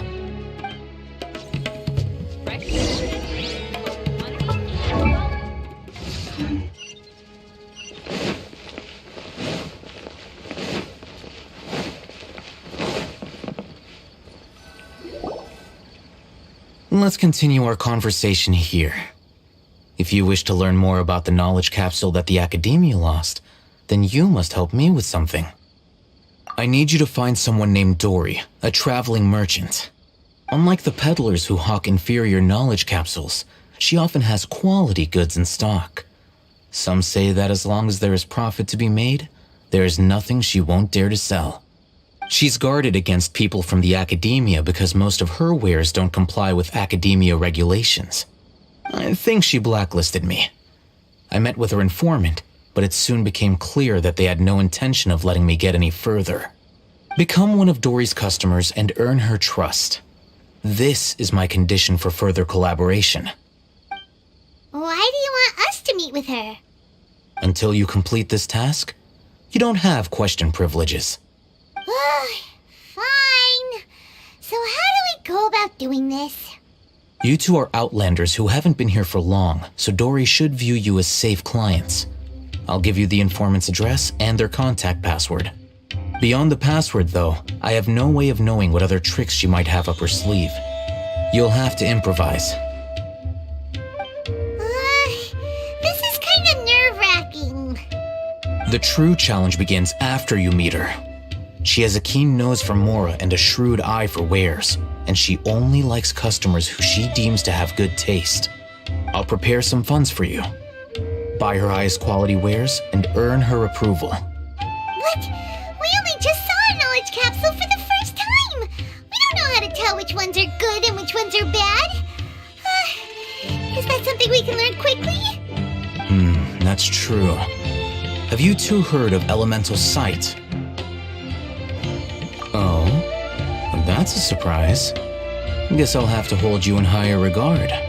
Anyway, that ability should resolve your issue.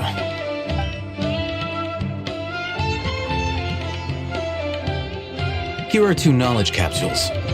Tell me, can you detect any difference in their quality?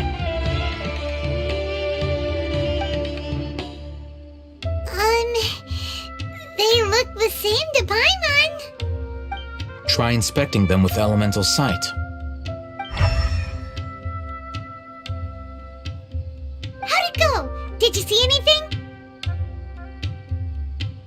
Rumor has it that higher quality knowledge capsules generally appear brighter when viewed through elemental sight. That's because knowledge originates from Irminsul, the root of Dendro power itself. The more powerful the knowledge, the richer it is in Dendro energy. However, some canned knowledge with a high concentration of elemental energy is of little use in contemporary times, so those capsules are of little value. Using Elemental Sight is merely a stopgap measure, but it should suffice for earning Dory's trust. That sounds pretty impressive. Here's a sheet with the informant's location and contact password, and here is the mora for purchasing canned knowledge. Don't be cheap. You'll need to spend to catch Dory's eye. If there's any mora left over, just keep it. Oh, and be sure to exercise some caution. There have been Matra present in Port Ormos lately. Your efforts will be for naught if they catch you. Matra?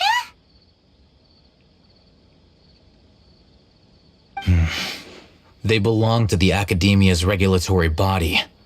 They also handle cases of illegal canned knowledge transactions. Like I said, the Academia has banned both their trade and possession. The Matra are razor sharp.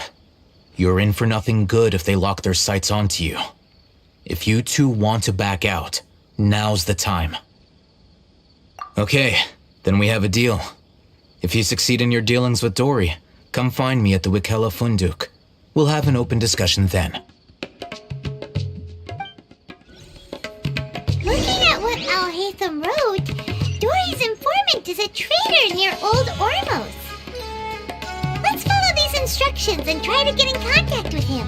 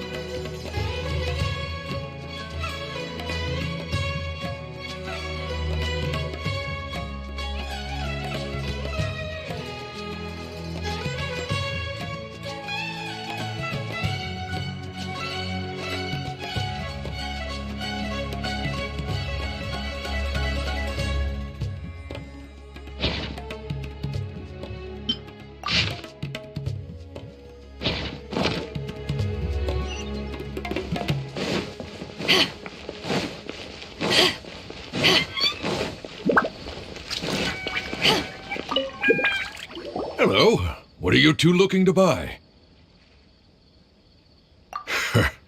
What a unique palate. We have unripe hara fruits, but we usually keep them in the back.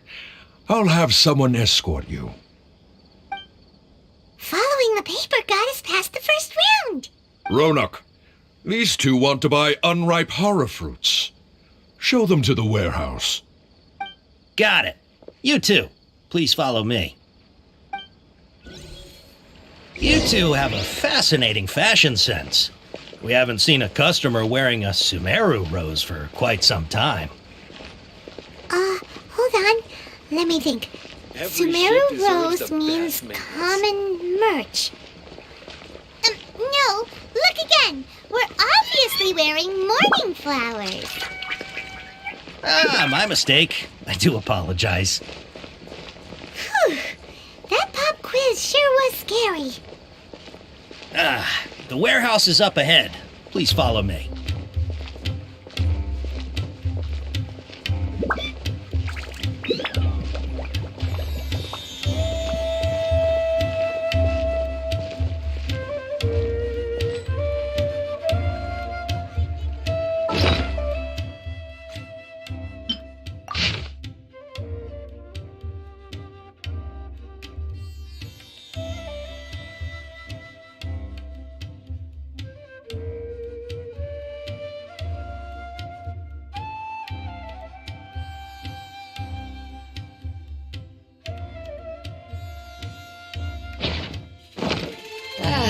Cold beer after a hard day's work. Nothing like it.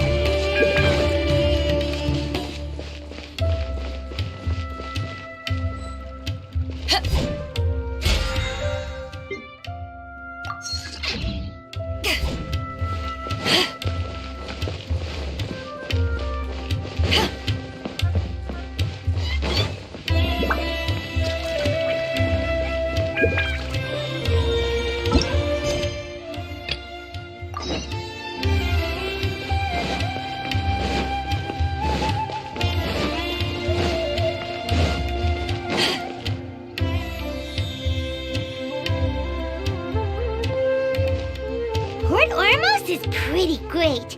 There's so many new and interesting things, not to mention all the tasty food. Sumeru's largest commercial port sure lives up to its name. Look at all the merchants, and everyone seems excited just to be here. How did things end up like this? All thanks to your artistic license. That's how. I should have made you wait until we got an update from Tanja. But when I finished the prototype Aranara yesterday, you agreed that the kids would like it. That's why we tried bringing it out for a test run today. Well, I never thought they'd dislike it so much. Oh, what should we do? Whoa. Yeah. Compared to everyone else, they seem really down in the dumps. Let's go find out what's going on. Hey there! Paimon's name is Paimon, and she's a traveler who was just passing by. Is there something bothering you? Oh, I noticed you two a moment ago. Welcome to Akara Crafts, the best toy store in Port Ormos. At least for now. What's bothering us is this prototype Aranara. To start with, could I get your opinion on it? Prototype Aranara? You mean this wood carving here? It looks like a mushroom monster to Paimon. There we have it. The verdict is in. What a headache. Not the first negative feedback we've had. So, what exactly is a prototype Aranara? So for context, Aranara are magical creatures in Sumeru fairy tales that live in the forest. For the store's 20th anniversary, we plan to release a series of hand-carved toys based on the Aranara stories that kids know and love. This is a prototype we made to get an idea of how they would react. When we put it out there, the reaction was not quite what we'd anticipated. They thought it looked like a mushroom too, huh? No, worse than that, actually. I can't quite describe it, though. And I'm also not very good with kids. Maybe you could ask them for yourselves.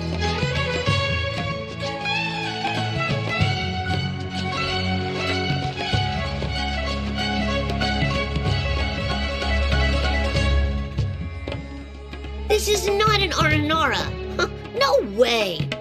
I've read Uncle Tanja's Aranara and the Ill Little Fungus. It says that Aranara are supposed to be chubby and squishy. The carving looks nothing like that. Toys do look better when they're round and chubby. Uncle Tonder said in Aranara's vow that you can deceive the eyes, but you can't deceive the heart. This carving makes me feel lost and confused inside. I don't think the creator put his heart into it at all. It's nothing like an Aranara. Ooh, didn't put his heart into it, huh? Oh, sounds like one of those things that's easier said than understood. Kassid and Alia didn't like this carving, but I think it's okay. It doesn't look too happy, so it's kind of pitiful in a cute way. Oh, a positive review! Yeah, so I would totally ask my dad to get it for me, if it wasn't meant to be a Nara. Oh, well, that took a sudden turn for the worse. We asked the children for their opinions. Oh, how did it go? Has it maybe, grown on them at all?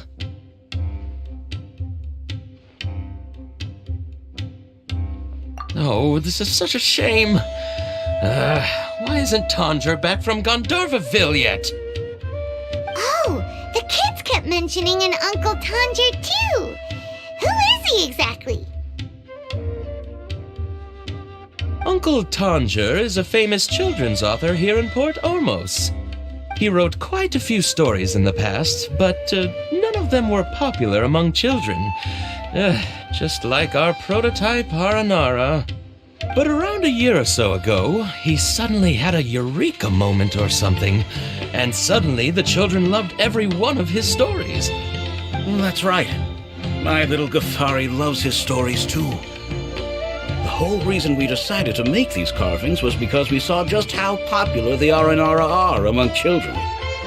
We asked Tanja for guidance, but right after he agreed, he went off to Gandharvaville with his son to look for inspiration. They haven't returned yet. We were running out of time, so we had no choice but to carve an Aranara based on our own imaginations.